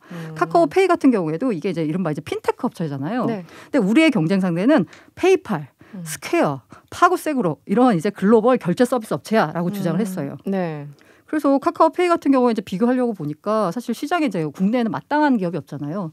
그래서 해외 기업으로 이제 페이팔과 스퀘어를 삼았는데 이게 문제가 뭐냐면 카카오가 지난해 매출액이 1,000억 정도밖에 안 돼요. 1,000억 정도요? 네. 네. 근데 1분기 매출액이 1,000억 정도가 1분기. 돼요. 네. 근데 페이팔 올해 1분기 매출액이 6조 8천억이에요. 그리고 그 아까 말한 스퀘어 같은 경우에도 5조 7천억입니다. 게다가 카카오 같은 경우에는요 지난해 돈을 못 벌었어요. 179억 정도 영업 손실을 보고 있는 돈을 못 버는 회사거든요. 그렇군요. 그런데 이렇게 매출 규모도 엄청나게 차이가 많이 나는 이 회사랑 나랑은 비슷한 애들이야. 페이팔 뭐 저도 개인적으로 써봤지만 역사가 유구한 기업인데 비교를 했군요. 네, 이러다 보니까 이것도 약간 고평가된 거 아니냐라면서 이제 반려를 했다라고 이제 의심들을 하고 있습니다. 그렇군요. 그런데 나쁘게 표현하면 금융 당국에 개입하는 거 아니야?라고 또 비판적으로 볼 수도 있는데 이 대목은 어떤가요? 이게 뭐 두 가지가 있지만 어쨌든 시장에서는 그닥 좋게 안 보는 게 어쨌든 간에 이 공모 가격이라고 하는 게 결과적으로는 수요와 공급이라는 시장 원칙에 따라 정해지거든요. 네. 만약에 공모가가 너무 비싸다라고 판단이 들면 안 들어와요. 기관이나 뭐 개인들이. 그러면 네네. 이거 미달이 나잖아요. 네네. 그러면은 이 주간 증권사 입장에서 난리가 나는 겁니다. 그렇죠. 그러면 이 물량을 증권사가 다 떠안아야 돼요. 그러다 보니까 이 증권사 입장에서도 물론 이제 비싸게 하면 자기들 수수료가 많이 떨어지지만 괜히 또 공모가를 비싸게 하면 수수료 많이 떨어지지만 비싸게 했다가 만약에 이게 미달이 나면 자기들이 다 떠안아야 되니까. 근데 그걸 되게 잘 조정해가지고 적정한 공모 가치를 시장에 딱 내놔야지 시장에서 흥행도 하고 뭐 자기들 돈도 많이 벌고 이렇게 되는 거거든요. 그러니까 정확히 시장 원리에 따라서 결정이 되는데 이걸 왜 금융감독원이 개입을 하느냐 하는 거죠. 네. 이게 그러니까 오히려 이렇게 인위적으로 개입을 해서 오히려 가격을 왜곡시킬 수 있다라는 이제 비판이 나오는 거죠. 게다가 이 공모가를 낮추는 게 과연 누구를 위한 거냐라는 비판이 나와요. 네. 이게 기업 입장에서는 만약에 희망 공모가가 낮아지면 조달할 수 있는 자금이 줄어듭니다. 네, 그렇죠. 그런데 만약에 원래는 공모가 대비해가지고 예를 들어 공모가를 이제 100만 원에 이제 하기로 했었는데 금감원의 압박 때문에 80만 원에 하기로 했어요. 네. 근데 결과적으로 80만 원 했는데 이 가격이 따상 기록하고 막 이러면서 막 150만에 막 형성이 된 거예요. 네. 그럼 이 회사 입장에서는 주당 100만 원을 모금을 할 수 있었는데 금감원의 압박 때문에 80만 원밖에 못 한 거잖아요. 결국 시장에서 가치는 더 이렇게 높게 매겨진 거고. 올라가고 예를 들면. 네. 이런데 만약에 따상을 그래서 공모가를 낮춰가지고 따상이라는 그 수익을 본 사람들은 누구냐라고 보면 소수의 투자자와 그다음 게다가 이제 그 해외 같은 경우에는 물량을 많이 받아가거든요. 해외 기관들 같은 경우에는 그럼 이 기관들은 그냥 앉아서 더 많은 차익을 보는 거예요. 누구를 위한 이제 공모가 낮추기냐라는 비판이 제기되고 있는데 네. 이에 대해서는 금감원의 입장은 뭐 이유가 있겠죠. 어쨌든 네. 개입의 근거가 있을 거잖아요. 금감원은 일단 정정 요구는 주식시장을 잘 모르는 분도 투자 기업을 제대로 알 수 있도록 돕는 차원이다. 공모가 결정에 직접 개입하려는 의도는 없다라고 밝혔습니다. 사실 실제로 이제 금융감독원이 정정 신고서 할 때 역시나 가격 얘기 안 했어요.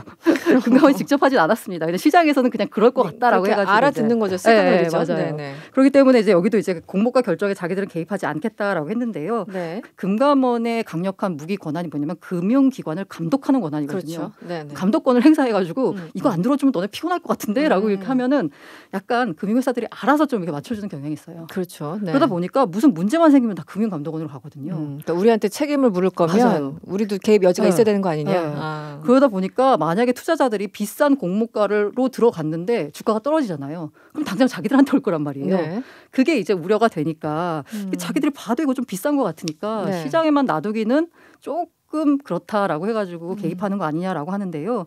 어쨌든 이 금융당국의 개입을 통해 가지고 인위적으로 공모가가 형성되는 것 자체에 대해서는 시장에서는 굉장히 안 좋게 봅니다. 주가는 시장이 결정할 몫이기 때문이죠. 네. 알겠습니다. 잘 들었어요. 지금까지 경제가 문제 고란 기자와 함께했습니다. 고맙습니다. 네, 감사합니다. 개미는 열심히 투자한 개미들을 위한 코너죠. 돈과 함께 시간입니다. 주식계 요정 염블리 이베스트 투자증권 염승환 이사와 전화 연결되어 있습니다. 이사님 안녕하세요. 네, 안녕하세요. 네, 오늘도 시작하자마자 질문 먼저 드릴게요. 염승환의 천기누설. 5820번님이 문자 주셨는데 다음 달 상장한다는 카카오뱅크 공모가를 얼마 정도로 예상하시나요? 이렇게 질문을 주셨네요. 그래서 이게 공모가 제가 이제 기업으로 상단이 한 39,000원 정도 되는 걸로 알고 있는데 네네. 그 시가총액이 18.5조 정도 되더라고요. 네. 그래서 아마 그 정도에 되지 않을까 일단 예상은 하고 있고 다만 이제 공모가가 문제가 아니라 상장하고 나서 이제 많은 분들이 따상을 기대를 많이 하시는데 그렇죠. 사실 좀 쉽진 않아 보여요. 왜냐하면 따상을 만약에 가면 제가 계산해 보니까 시가총액이 40조가 넘어가요. 네네. 40조면 신한금융지주랑 KB금융 합친 거거든요. 그렇죠. 네. 거의 그 정도 덩치까지 가니까 그건 좀 쉽지 않은 것 같고 그래서 공모 후에 좀 올라가긴 할 거는 같은데 너무 큰 수익을 좀 기대하기에는 덩치가 또 너무 큰 회사라서 또 요즘에 좀 분위기가 또 공모가를 좀 낮추는 분위기가 또 유행을 해서 너무 또 과도하게 이렇게 그 쏠림 현상은 나오지는 않을 것 같아요. 그래서 뭐 청약하시는 건 좋은데 공모가도 잘 나올 것 같고 다만 상장하고 나서 그 엄청난 주가 상승이 나오기는 조금 좀 쉽지 않을 것으로 일단 예상은 하고 있습니다. 네. 6001번님. 제가 탄소 중립 관련해서요. 2차 전지 등등 주식을 좀 샀는데요. 더 살지 말지 고민입니다. 어떻게 할까요? 이렇게 질문 주셨어요. 2차 전지도 되게 많잖아요. 종류가. 왜냐하면 이제 2차 전지 직접 만드는 회사가 있고 그 재료 있잖아요. 뭐 소재 업체들 이런 회사들 있는데 소재 업체들이 정말 주가가 너무 많이 올라갔어요. 오늘 급락했거든요. 그 기업들이 너무 급등해서. 근데 반대로 뭐 우리 흔히 아는 SK 이노베이션이나 삼성 했을 때 LG화학은 오히려 주가가 빠졌어요. 최근에. 그래서 오히려 2차 전지 내에서도 좀 못 오른 기업들을 사는 게 좀 맞다고 보거든요. 그래서 실제로 2차 전지를 만드는 기업들 괜찮고 탄소 중립과 관련해서 되게 많은 섹터들이 있지만 그래도 탄소 중립, 그러니까 탄소를 줄일 수 있는 가장 또 좋은 방법 중에 하나가 수소를 원료로 하면 되거든요. 그래서 수소 관련주들 좀 보시면 좋겠고 우리나라가 아마 4분기에 예정이 돼 있는데 수소 경제 로드맵 2.0이 아마 발표가 예정이 돼 있어요. 그래서 저는 2차 전지도 물론 좋지만 수소 관련된 기업들도 한번 찾아보셔가지고 투자를 한번 해보시는 것도 좋다라고 보고 있습니다. 오늘 주식시장 좀 여쭤볼게요. 코스피, 코스닥이 동반 하락하면서 마감했습니다. 오늘은 왜 이랬을까요? 오늘 이제 빠진 이유는 물론 이제 미국장이 좀 많이 빠졌고 미국이 빠진 이유가 델타 변이 바이러스가 확산되면서 미국의 금리가 급락을 했어요. 국채 금리가. 금리가 떨어진다는 게 경기가 안 좋다는 신호거든요. 그래서 이 경기가 좀 안 좋아지겠구나. 그래서 이제 그 리스크 요인. 근데 물가가 좀 떨어지면 좋은데 물가는 최근에 또 많이 올랐잖아요. 그러니까 물가는 올라가고 금리가 떨어지면 우리 흔히 하는 용어 뭐 스태그플레이션이라고 하는데 되게 안 좋은 거죠, 사실은. 그래서 그런 부분들이 작용하면서 불안감이 확산이 됐는데 근데 다만 이제 어제 국제 유가가 급락을 했어요. 유가 떨어지면 물가가 조금 안정될 가능성이 높고 변이 바이러스라는 것도 이게 장기화될 가능성은 높지 않다고 보고 있고 왜냐하면 백신 접종이 이루어지고 있고 사망률이 또 낮잖아요. 변이 바이러스가. 그렇기 때문에 그 경제에 그렇게 큰 충격은 주지는 않을 것으로 일단 보고 있습니다. 다만 이제 이런 것들이 그냥 갑자기 이제 같이 한 번에 몰려오다 보니까 시장이 좀 영향을 받았는데, 그리고 사실 그동안 또 8개월 연속 올랐잖아요, 증시가. 네네. 그러니까 그런 복합적인 것들이 좀 겹쳤던 것 같습니다. 그래서 이번 주 좀 계속 흔들리는 장세가 좀 예상되지만, 네. 코스피 기준 3,200 이하에서는 계속 좀 주식을 모으는 자리가 아닌가라고 좀 생각은 하고 있습니다. 네, 알겠습니다. 이번 주 오늘 화요일인데요. 이번 주 전망을 좀 해주시면 어떨까요? 이번 주도 그냥 왔다 갔다 할 것 같고요. 저는 당분간 박스권인데 많이 오르면 3,300이고 네. 빠지면 3,200 정도인데 이 레벨에서 그냥 등락을 거듭한다 보시고 네. 절대로 올라갈 때 쫓아가지 마시고 네. 박스권 장은 올라갈 때 쫓아가면 거의 물리거든요. 네네. 근데 공포에 사세요. 오늘 같은 장에. 오늘 같은 장이 또 이렇게 막 흔들릴 때는 네네. 잡으시고, 그렇다고 이제 아무거나 사시면 안 되고 네. 포트폴리오를 구축을 한다면 일단 배당주 좋고요. 증권보험 같은 배당 많이 주는 기업들 많이 빠졌어요, 최근에. 그래서 연말 배당 노리시고 고배당주 한번 보시고 소외받은 기업 중에선 반도체, 자동차도 정말 안 가잖아요. 이런 기업들 가을 대비해서 미리 사놓으시는 것도 좋고 네. 그다음에 언젠가는 변이 바이러스 완화될 거 아니에요. 네. 그럼 그걸 생각을 하시고 미리 사는 거죠. 뭐 카지노나 뭐 편의점 회사나 네네. 의류 회사들, 뭐 수소, 2차 전지, 태양광 풍력은 정말 한 몇 년 사이클을 보시고 장기로 계속 모아가는 것도 좋은 전략인 것 같습니다. 그 국내 제약 회사에서요. 네. 코로나19 치료제 뭐 임상 3상 신청도 했다고 하는데 우리 국내 바이오주는 어떤가요? 바이오주들이 되게 좀 부진합니다. 그러니까 네네. 코로나 치료제 기업들도, 왜냐하면 뭐 요즘에 경구용 치료제도 막 개발한다고 하는데 먹는 네. 치료제 있잖아요. 네네. 알약처럼. 그게 개발되면 이제 우리가 병원 가서 뭐 주사 맞거나 이럴 이유가 없어지니까. 그렇죠. 그래서 되게 좀 지지부진한 건 사실인데, 다만 이제 이 기업들도 많이 빠졌어요, 주가가. 네. 그래서 거의 바닥은 찍은 것 같고, 그리고 어차피 코로나19 치료제는 어쨌든 뭐 기업 입장에서 만들면 좋은 거죠. 네. 치료제가 쓰이는 건 사실이. 그리고 이걸 만들므로 인해서 신약 개발 능력을 입증하는 거니까. 네. 사실 코로나19 치료제 만드는 것도 쉬운 건 절대 아니거든요. 아, 그렇죠. 네. 네. 그래서 뭐 한국에선 대표적으로 셀트리온 같은 기업들이 이제 임상 성공해가지고 오늘 보니까 뭐 인도네시아에서 또 승인 받았다고 하더라고요. 네. 주가 좀 오르긴 했는데 어쨌든 좀 코로나19 치료제 기업들도 주가는 굉장히 좀 많이 낮아진 상태니까 네. 지금 구간에서는 좀 긍정적으로 바라봐도 네. 좋지 않을까 생각하고 있습니다. 알겠습니다. 돈과 함께는 오늘 여기까지 하겠습니다. 고맙습니다. 네, 감사합니다. 지금까지 이베스트 투자증권 염승환 이사였습니다. 문재인 대통령의 방일과 한일 정상회담이 결국 무산됐죠. 그러자 일본 언론들이 일제히 방일 무산의 책임을 한국에 전가하고 있습니다. 일본 현지 반응 구체적으로 들어보도록 하겠습니다. 일본 게이센 여학원대 이영채 교수 전화 연결돼 있습니다. 교수님 안녕하세요. 네, 안녕하세요. 네. 청와대가 어제 오후에 공식 발표했죠. 이번에 정상회담이 성사되지 않을 것이다. 일본 정치권 그리고 현지 언론 반응은 어떻습니까? 네, 일본에서도 어제 속보로 보도가 되었고요. 네네.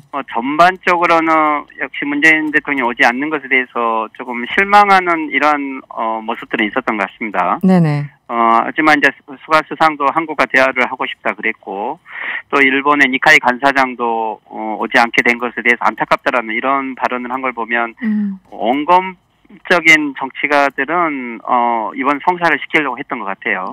그렇지만 네. 이제 주요 요미우리 신문이라든지 마이니치 신문 등 주요 미디어들은 이번 결렬의 배경이 오히려 한국이 무리한 요구를 했다. 그리고 오히려 한국의 내부 상황이 있지 않았냐라고 하면서 좀 한국 책임을 떠넘기고 있는 이러한 분위기는 많이 나오고 있는 것 같습니다. 네.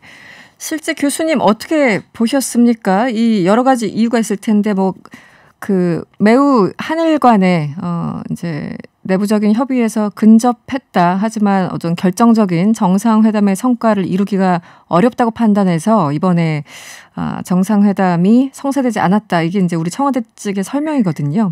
내부적인 어떤 계산 이런 게 뭐가 있었을까요? 일본 정부에서는? 네, 실제 지금 일본 입장에서는 수가 정권은 문재인 대통령이 방일해 주기를 바랐겠죠. 속으로는. 그렇지만 이제 그렇죠. 네. 그렇지만 이제 수가 정권의 수상의 능력으로 봤을 때는 실제로 일본 내에서 보수 우익의 기반을 가지고 있는 입장에서 결정할 수 있는 내용은 거의 없었다고 봐요. 그래서 한국에게 예를 들면 해결책을 가져오라든지 한국이 양보하기만을 바랬다고 보고요. 네. 그렇지만 방일은 요구한 거죠. 결국 한국 입장에서는 너무 성과 없는 이 회담을 하기는 부담이 있었을 거고 네. 스가 정권은 아무것도 결정하지 못했고 결국 이게 최종적으로 만족할 수 있는 정도까지는 도달을 못했다고 보는 거죠. 여기에 이 소마 공사의 이 부적절한 발언은 결정적으로 회담 무산을 하는 상대방이 좋은 서로 구실들을 만들어 준 것 같습니다. 아까 말씀하신 것처럼 스가 총리가 직접 한국 측과 의사소통을 하고 싶다 이런 발언을 했고요. 그리고 말씀하신 이제 니카이 간사장 같은 경우도 안타깝다라는 반응을 보였다고 하는데 일반적으로 보기에는 이제 보수 우익들이 이제 같은 생각을 하고 있기 때문에 이번에 정상회담이 성사가 안 됐다라고 막연하게 생각을 하지만 그 내부에서도 굉장히 좀 복잡한가 봅니다. 이 스가 총리가 이런 얘기를 할 적에는 여러 가지 좀 고민이 있어 보이기도 하는데요.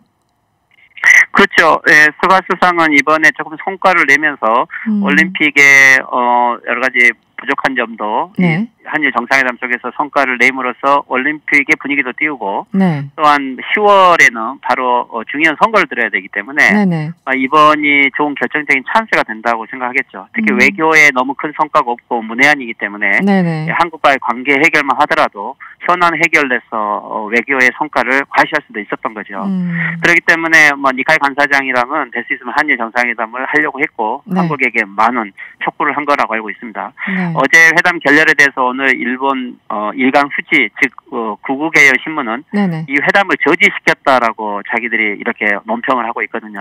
저지시켰다. 그러면 결렬된 것에 그렇죠. 네네. 결렬된 거에 대해서 크게 환영하는 것이고 그만큼 일본 우익들은 스가 정권이나 니카이 간사장 같은 또는 조금 한일 간의 이 관계 정상화를 요구하려고 하는 이런 세력들에 대해서 경계감을 가지고 있었는데 오히려 회담이 안 된 것을 환영하는 이러한 분위기는 있습니다.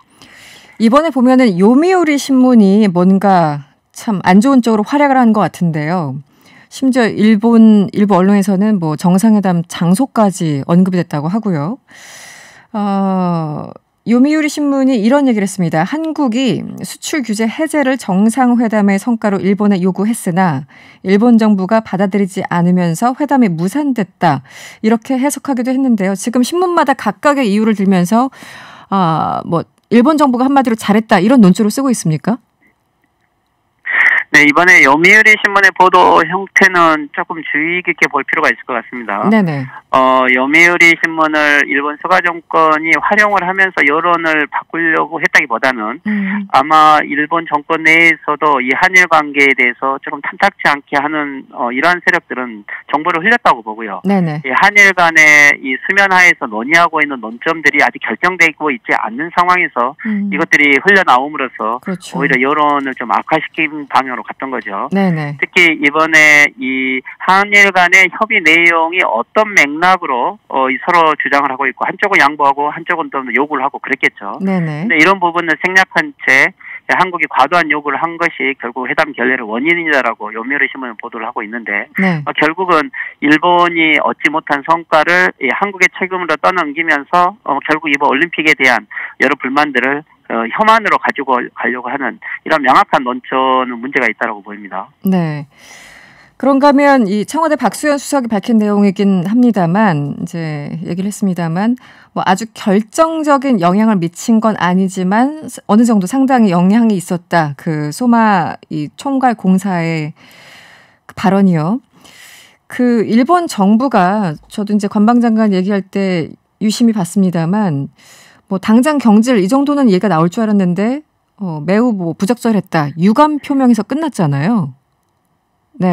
그렇죠. 이 소마 공사의 발언은 이거 배경 맥락을 좀 봐야 될 것 같지만 소마 공사 같은 경우는 그럴 수 있죠. 예를 들면 외교 관련돼서 외교에서 배제된 채 여러 부위들이 다른 기관들이 추진했을 것이고 여기에 자기의 불만을 표출을 한 것은 물론 부적절하고 문제가 있죠. 네. 근데 이제 더 문제가 있었던 것은 어제 오전에 있었던 카토 관방장관이 여기에 어떤 정도의 수위를 표명하느냐가 중요했는데 그렇죠. 바로 경질이라든지 강렬하게 이야기를 하지 않았죠. 네. 오히려 임기 내에 이것을 다시 인사조치를 외무장관에게 맡기겠다고 하는 것은 그러니까요. 실제 일본 정부에서도 이 회담이 성사가 되지 않을 것 같고 오히려 또 거기에 기대를 못 미치고 있다는 생각에 바로 경질을 안 했을 수도 있고 오히려 경질을 하는 게 또 여론을 악화를 가져올 수도 있는 거죠. 한국에 밀렸다고 하기 때문에. 그렇지만 중요한 것은 상대방과의 민감한 외교 상황에서 일본 정부가 명확한 입장을 취하지 않았다는 것은 결국 회담에 대한 적극적이지 않았다는 자세를 보였던 것이고 이게 저는 좀 이번 결정적인 국면이었다고 보입니다. 관방장관이 역시 매우 부적절했다, 유감이다 정도만 얘기를 하고 사과를 표명하지 않은 것, 그리고 즉각적으로 경질하지 않은 거는 역시 그 내부 어떤 보수 우익들 세력이 워낙 드세기 때문에 지금 상황이 그 눈치를 봤다고밖에 할 수 없겠죠. 그렇게 봐야 될 것 같습니다. 카토 관방장관은 오히려 수가 수상의 나름대로의 의사를 전달해야 됨에도 불구하고 그렇죠. 아마 실질적으로는 아베 수상 쪽에 더 가까운 인물이라고 봐야 될 것 같고요. 또 이 니카이 간사장과 해서 다음 수상으로 자기도 선거를 생각하고 있기 때문에 이런 부분에서는 오히려 개인 정치를 했다라고도 좀 봐야 될 것 같습니다. 이런 부분에서는 일본 내에서도 이번에 온건파와 강경파들 간에 좀 이런 갈등 관계가 결국 회담 무산의 결정적인 요인이 되지 않았나, 저는 좀 그렇게 봐야 된다고 봅니다. 네. 문재인 대통령이 이번에 한일 정상회담을 굉장히 좀 아쉬워했다고 전해지고 있습니다. 실무적 협상은 계속 해나가라 이렇게 지시를 했다고 보도가 나왔는데요.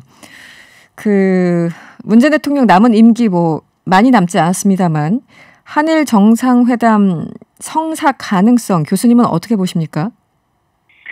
그렇죠. 문재인 대통령 남은 10개월 정도 기간에는 다시 한번 찬스가 있을지 모르겠지만 지금 수가 수상과의 회담은 좀 이제 불가능하지 않을까 좀 보입니다. 수가 수상은 오는 바로 올림픽이 끝나고 10월에 바로 중요한 선거가 들어가지만 그 전에 자민당 총재 선거도 있고 그런데 이 올림픽 경우 그리고 백신 부족, 코로나 사태에 대한 모든 책임이 지금 수가 수상에게 가기 때문에 아마 수가 수상이 정권 연장을 하지 못하면 다음 수상으로 좀 기다려야 되겠죠. 그래서 어떻게 보면 이번이 문재인 대통령도 안타깝다고 하는 것은 오히려 막판에 몰려있고 위기에 처한 수가 수상에게 조금은 양보하면서도 한일 간 관계 개선할 수 있는 찬스이기도 했던 거죠.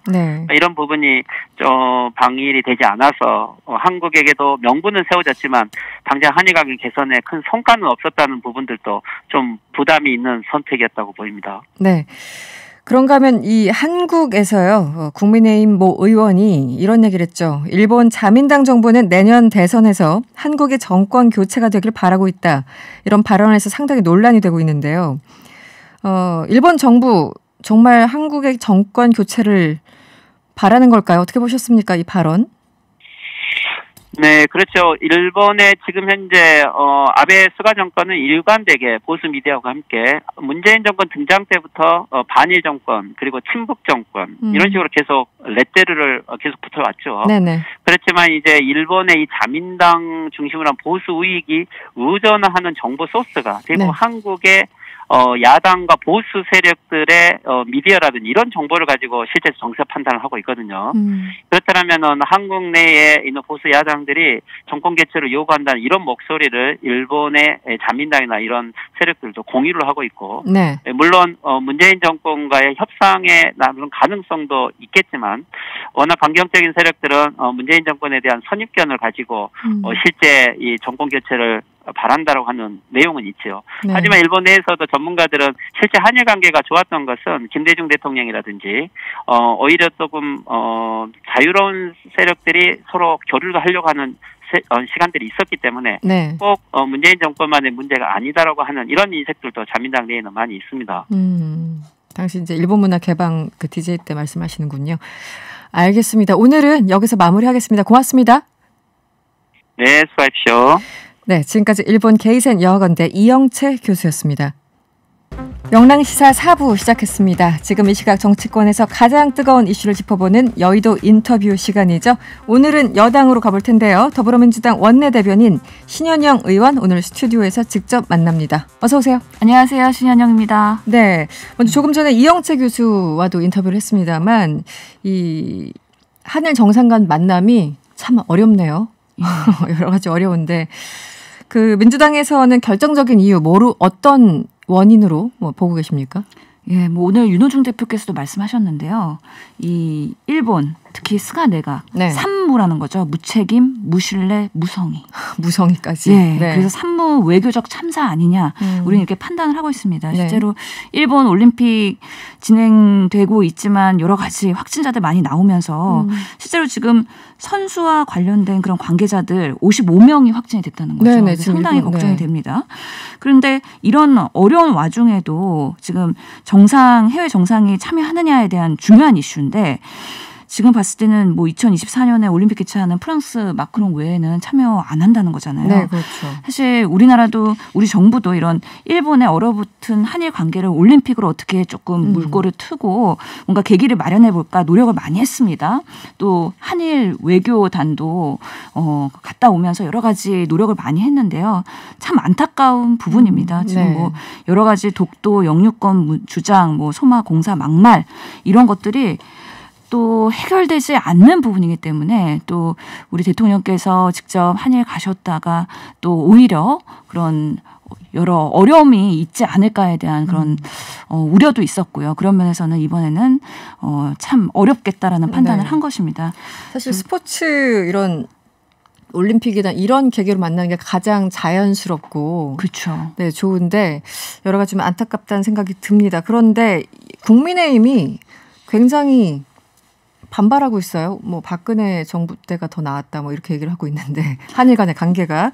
김기현 원내대표가 이런 얘기를 합니다. 문재인 정권의 외교 무능이 외교 참사를 빚었다. 대한민국 외교는 사실상 무정부 상태라고 해도 과언이 아니다. 상당히 비난 수위가 높습니다. 어떻게 보셨습니까? 아니 그래서 김기현 원내대표님은 우리나라 국회의원 맞으신 거죠? 맞죠. 네. 국민의힘 원내대표. 예. 참 네. 이게 우리 정부의 외교 참사가 아니고요. 스가의 참 외교 참사라고 보입니다. 그래서 이렇게 일본에서 우리나라에 대한 여러 가지 이슈들에 대해서 배려하지 않고 사실 오히려 막말하고 그런 상황에서 왜 국민의힘은 그런 우리 정부에 대해서 이렇게 비판을 하는지에 대해서 도저히 이해할 수 없다라는 생각이 들고요. 뭐 우리가 일본에 대해서 감정적 대응하느라 관계를 악화시켰다 이런 얘기를 하는 것 자체가 사실 뭐 야당으로서 할 수 있는 태도인가에 대한 상당한 의문이 있다는 정말 유감의 표명을 하고 싶고요. 결국에는 이렇게 일본과 관계 개선을 하기 위해서라도 일본 정부는 진정한 과거사 반성도 있어야 될 것 같고요. 또 여러 가지 그런 태도에 대한 재발 방지 촉구해야 되는 부분입니다. 이런 것들이 담보가 돼야 한국 정부도 관계 개선하면서 여러 가지 그런 외교적인 성과를 낼 수 있지 않을까. 네. 그런 부분에 있어서 국민의힘도 당연히 도와줘요. 네, 일본 정부를 비판해야 되는데 왜 한국 지금 청와대를 비난하느냐? 예, 정말 이해가 할 수가 없습니다. 알겠습니다. 민주당 얘기로 좀 가볼게요. 원래 이제 6월 5일 혹은 11일 경선이 마무리되는 그런 일정이었는데 한 5주 정도 연기돼서 10월 10일로 변경됐죠. 예. 뭐 결정하는데 특별한 이견이나 갈등은 없었습니까? 예, 뭐 이렇게 경선 연기가 워낙에 중요하면서도 민감한 문제이기 때문에 네. 선관위에서 결정하기까지 여러 캠프와도 사전에 논의를 했겠죠. 또 최고위에서도 여러 회의를 통해서 어떤 것이 가장 최선이냐에 대한 고민을 상당히 했습니다. 지금 그 경선 연기에 대한 결정적인 이유는 결국에는 우리가 4단계 격상이 되면서 네네. 여러 가지 행사나 모임을 하는 거에 있어서 국민 다 같이 멈춤이라는 거죠. 그렇죠. 그러면서 더불어민주당도 이런 어려운 상황에서 같이 동참하는 모습을 보여야 되겠다라는 게 가장 큰 이유고요. 실제로는 방역당국에서도 이런 지금 확산세가 8월까지는 지속될 가능성 높다. 8월까지. 네, 네. 8월이 돼야 조금 안정사가 되지 않을까라고 전망하고 있는 만큼 네. 저희가 4주로 연기를 했습니다. 근데 이제 이 여러 가지 그 경선 일정에서 보면은 추석이 껴있기 때문에 그 주는 한 주 스킵을 하면 5주로 결국에는 연기가 돼서 끝나는 네네. 스케줄이 되는 거죠. 네. 그런 면에서의 여러 가지 고려가 되었다는 부분, 그런 부분에서는 또 후보자들도 다 같이 동의했다라는 부분들 말씀을 드리겠습니다. 네. 1위를 달리고 있는 이재명 지사와 추격하고 있는 이낙연 후보, 누구한테 더 유리합니까? 이거 참 유불리 따지기 참 힘들 것 같고요. 어려운 상황인가요? 예, 그렇습니다. 근데 말씀을 안 하시는 건가요? 못 하시는 건가요? 우리 지금 이렇게 예비 경선 하면서 사실 조금 물이 오르고 있었고 지지율이 오르고 있던 상황이었거든요. 네, 주목도도 꽤 높았어요. 예, 그러면서 이런 분위기를 계속 가져가야 된다는 거에서는 모두 다 공감을 하고 있는 부분이거든요. 그런 면에서는 계속해서 뭔가 온라인이나 다른 방식으로도 계속 우리가 이런 후보들의 그런 장단점을 뭔가 같이 얘기할 수 있는 그런 이슈들이 계속 많아져야 해줘야 된다는 거는 네. 틀림이 없고요. 뭐 그러면서 누구한테 유리하다 불리하다 얘기하기는 좀 어려울 것 같습니다. 어렵다. 네. 지금 이제 저희 뉴스원정대에서도 다뤘습니다만 이재명 지사, 이낙연 후보 그 지지율 격차가 조금 이제 줄어들고 있는 그런 상황이지 않습니까? 그래서 1, 2위 간에 뭐 당연한 거지만 신경전도 꽤 있고 그러니까 민주당 선관위에서 네거티브 경중에 따라 책임을 묻겠다 이렇게 경고까지 내놨는데 지금 좀 뭔가 아슬아슬 선을 넘고 있다라고 자체 판단을 좀 하고 계신 거겠죠? 이런 얘기를 한 정도면? 예, 그렇죠. 뭐 지지율 격차가 이게 점점 줄어들면서 다들 조금 더 네. 이게 뭔가 피치를 올려야 되겠다라는 약간의 뭐 양쪽 다 그럴 수밖에 없죠. 상황이. 예, 그런 치열해진 면이 있는 건 분명합니다. 네. 하지만 이게 결국에는 우리가 어떤 후보가 되든 더불어민주당이 정권을 유지해야 된다라는 그런 목표를 가지고 하는 것인 만큼 네. 그런 부분에 대해서는 훼손하면 안 된다라는 거는 다들 알고 계시는 상황이거든요. 그래서 저희는 원팀으로 가야 된다. 그리고 이제는 정말 대통령 후보라면 미래의 대한민국 비전을 얘기를 해야지 서로 공방하고 네거티브 하는 것이 얼마나 국민들한테 수용성 있겠느냐. 이런 부분 당연히 생각하면서 네. 준비해야 된다라고 얘기하고 싶네요. 그런데 이게 왜 예. 그런 거 있잖아요. 여야 간의 이 본선보다 보통 예. 당내 경선이 더 살벌하다. 왜냐면 더 많은 것들을 알고 있고.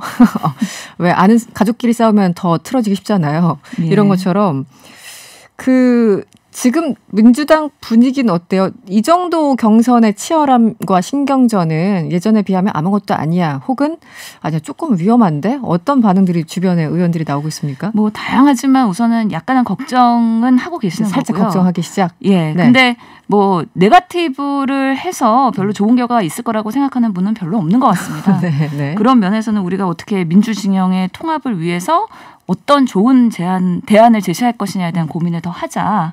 그리고 스스로 하시면서 좀 괴로울 겁니다. 예, 그런 부분이 있기 때문에 캠프에서도 각각 조금은 그런 정도의 관리를 하지 않을까 예, 생각합니다. 알겠습니다. 국회 얘기 오늘 뭐 박완주 의원이 브리핑을 좀 하기도 했습니다만 기자 간담회였습니까? 오늘부터 이틀 동안 예결위 소위에서 추경안 심사가 시작되죠. 오늘 박완주 의원이 그 순정을 얘기했어요. 그러니까 추경안 지금 33조 규모인데 늘어날 것으로 보면은 대충 그 예측이 맞을 것이다. 네, 어떤 부분에서 좀 순중한다는 거죠? 민주당에서는 어떤 보관입니까? 우선은 이 추경이 올라왔을 때 먼저 상임위에서 심사를 하게 되는데요. 네네. 순중해서 올린 상임위들이 좀 있습니다. 예를 들어서 우리 방역도 보강을 해야 되기 때문에 보건복지위도 순중이 됐고요. 네. 그다음에 산업중기위에서도 이런 소상공인의 손실보상 그리고 자영업자랑 예, 피해 지원을 더 두텁게 해야 된다는 것 때문에 더 순중이 된 부분이 있죠. 네. 그런 만큼 이런 우리가 추경의 목적에 부합하는 순중은 보존해줘야 된다. 그리고 그것을 유지해야 된다라는 그런 필요성을 누구나 공감을 하고 있기 때문에 네. 정말 우리가 원칙을 가지고 방역 대책을 공고히 한다. 그리고 희망 회복 자금을 포함한 소상공인들의 손실 보상금은 두텁게 지원한다. 그리고 빠르게 한다. 네. 이런 부분에 있어서 우선순위를 가지고 심사를 하게 되면 아무래도 순정의 가능성도 충분히 있다라고 생각이 듭니다. 지금 국민의힘 김기현 그 원내대표도 여러 가지 얘기를 했습니다만, 그 선별지급 방침은 일단 기본적으로 뭐 이준석 그 당대표 논란도 있었습니다만 어쨌든 선별지급 방침을 유지하고 있고, 그런데 순정에 동의를 할까요? 어떻게 보십니까? 왜냐하면 이제 기존 예산 불필요한 부분을 조금 정리를 하자 이런 입장도 있고, 자영업자를 좀 두텁게 하되 기존 뭐 정부 안에서 하자 뭐 여러 가지 논의가 있을 것 같은데 국민의힘은 지금 어떤 입장인가요? 지금 예결 소위가 오늘 내일 있을 거기 때문에 이렇게 소위 다니기 때문에 네네. 예, 별로 그리고 여야 간사들이 좀 합의를 해야 되는 치열한 논의가 될 것입니다. 근데 항목항목별로 지금 당장 필요한 거 그리고 조금은 이제 회복이 되면은 예, 필요한 것들 이런 우선순위가 있기 때문에 그런 부분에 대해서 상당히 어떤 것을 순중하고 어떤 거를 조금 줄이고 이런 것들에 대한 논의가 될 거라고 생각이 들고요. 그러면서는 이런 손실보상 그리고 회복 이런 것들을 우선순위하면서 나머지에 대해서는 이제 전국민 재난지원금의 여부에 대해서 논의가 되긴 할 텐데요. 네. 지금 국민의힘에서도 여러 가지 의견들이 있는 것으로 알고 있습니다. 그렇기 때문에 지금 선별 지급을 하더라도 그 기준이 명확하지 않고 또 우리가 이 코로나를 다 같이 위기를 지금 겪고 있는 상황에서 국민 동참이 필요한 상황에서 전국민 재난지원금이 더 필요하다는 것을 열심히 설득을 하면 그래도 국회가 합의가 되고 그럼 정부도 따라오고 이런 방식으로의 뭔가 결과가 도출되지 않을까 저희는 좀 긍정적으로 보면서 최선의 노력을 다하고 있다라고 네. 말씀드리고 싶습니다. 기대 섞인 전망을 지금 마구마구 하고 계세요. 네. 네. 홍남기 부총리가 굉장히 강경해요. 심지어 며칠 전에 전체 국회에서 어떤 의원이 질문을 했는데 국회에서 여야 간의 합의가 되더라도 지금 입장에 변화가 없느냐. 그래서 홍남기 부총리가 무슨 대답을 하시나 했더니 저는 지금 바꿀 생각이 전혀 없다고. 그러니까 국회 여야 합의가 하더라도 어떻게 보셨습니까? 홍남기 부총리의 입장이 워낙 강경한데 국회에서 뭐 또 통과되면 통과되는 겁니까? 네, 저희가 또 넘어야 되는 산이기도 한데요. 네네.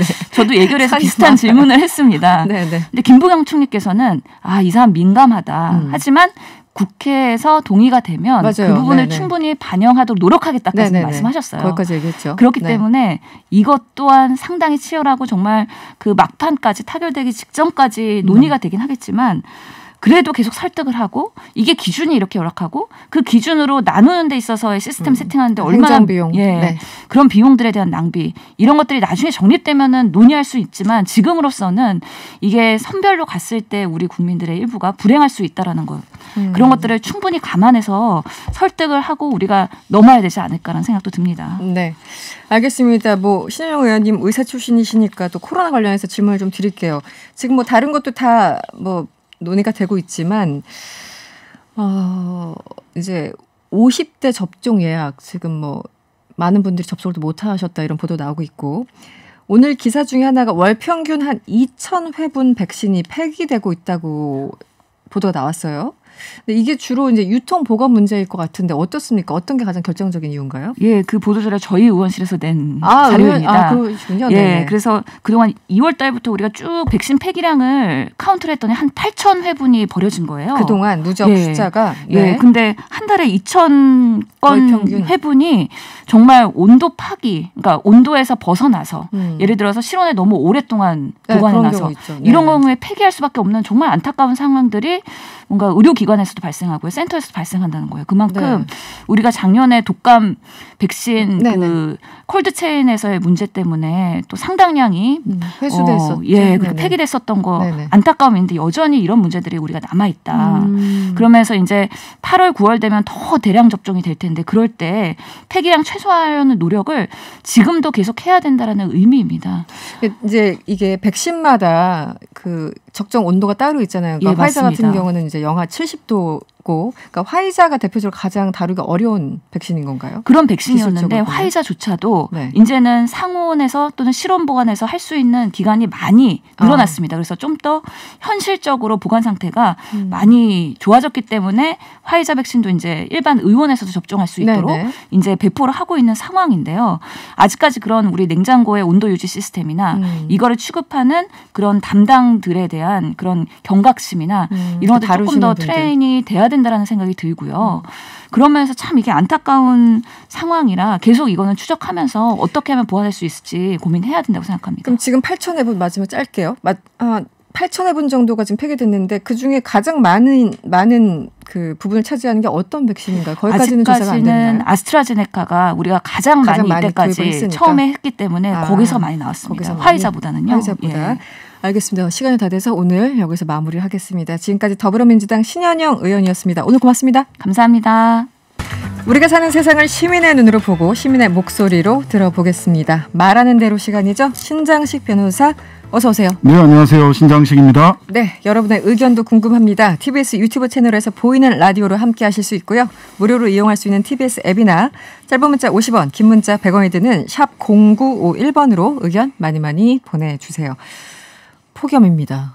네, 서 있기도 힘들고 걷기는 더 힘들고 특히 이번 주가 더 심해졌죠? 지난주에 비해서? 네, 더 심해졌고요. 장마가 공식적으로 기상청이 오늘 끝났다고 그랬어요. 그래서 이제 장마도 끝났기 때문에 유례 없이 짧은 장마였고 사실 강수량도 많지는 않았는데 굉장히 집중적으로 게릴라성으로 많이 왔죠. 근데 느끼기는 그랬는데 근데 이제 장마가 끝나서 계속 연일 35도, 36도 체감온도 40도까지 올라갔다 이런 분들도 계시고. 네, 맞습니다. 네.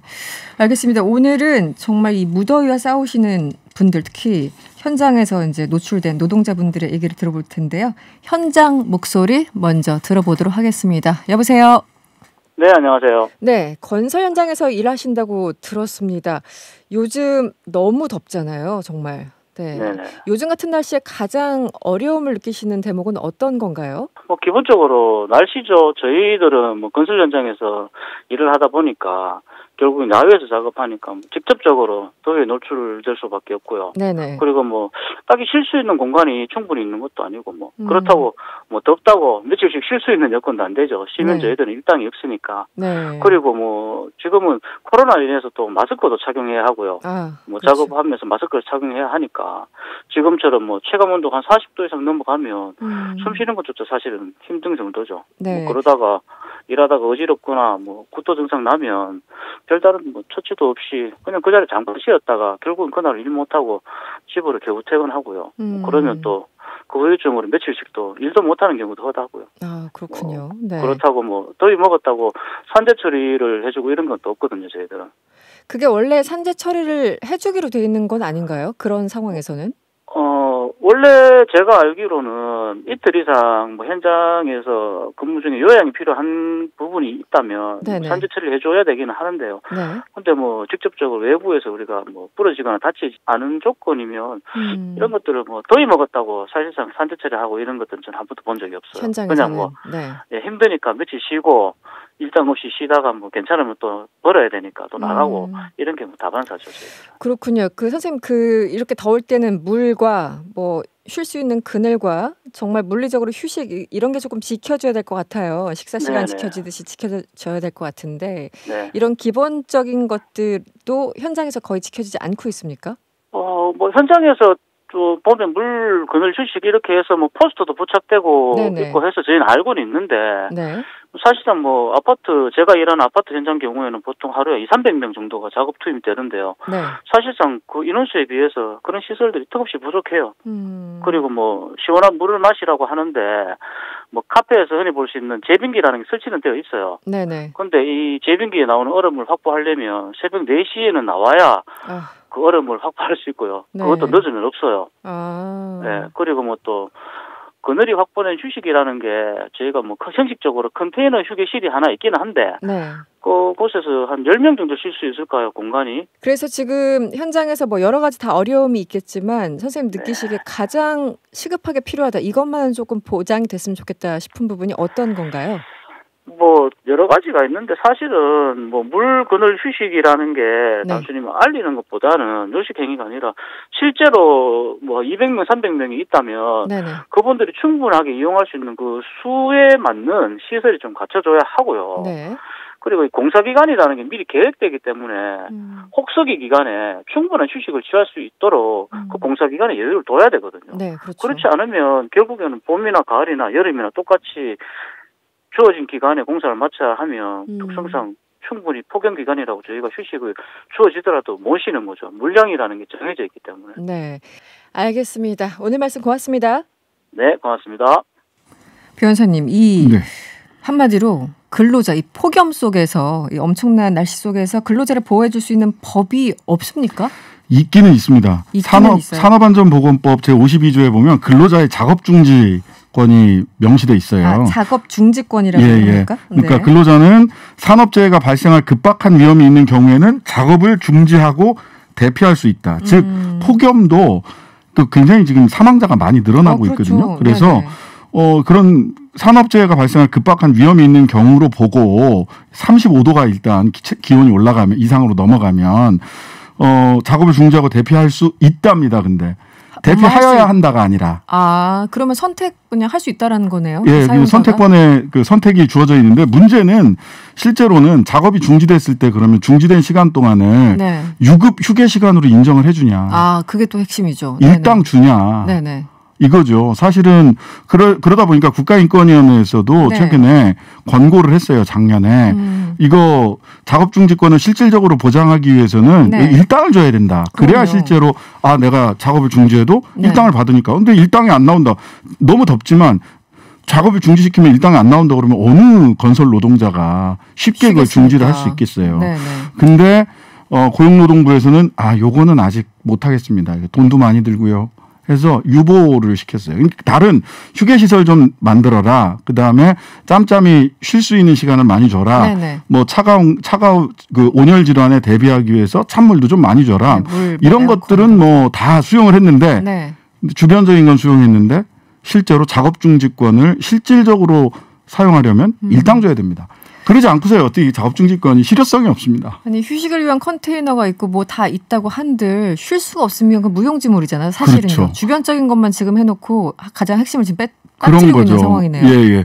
더군다나 사실 건설 현장도 굉장히 힘들지만 사실 그 추위와 폭염에 가장 많이 노출되어 있는 분들은 네. 어디냐면 공항의 지상작업조 분들입니다. 공항. 그렇죠. 공항 제가 생각을 사실 못했는데. 네. 거기는 아스팔트이기 때문에 네. 온도가 여기 35도 넘어가면은요. 거기는 기온이 50도까지 올라갑니다. 그리고 그늘이라는 게 1도 없는 곳이잖아요. 없네요. 생각해보니까 비행기 날아다녀야 되니까. 예, 김포공항은 사실 비교적 작은 공항인데요. 네. 인천공항 같은 경우는 사실은 굉장히 넓기 때문에 그늘 찾아 가다 쓰러집니다.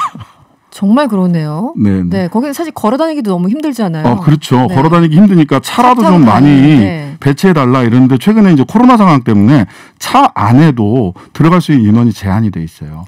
컨테이너가 제2터미널 부근에는 한 2개 정도가 있는데 이 2개가 양쪽 끝에 활주로 끝에 있거든요. 너무 멀죠. 네네. 그리고 코로나 상황이라서 여러 명이 들어갈 수도 없습니다. 네.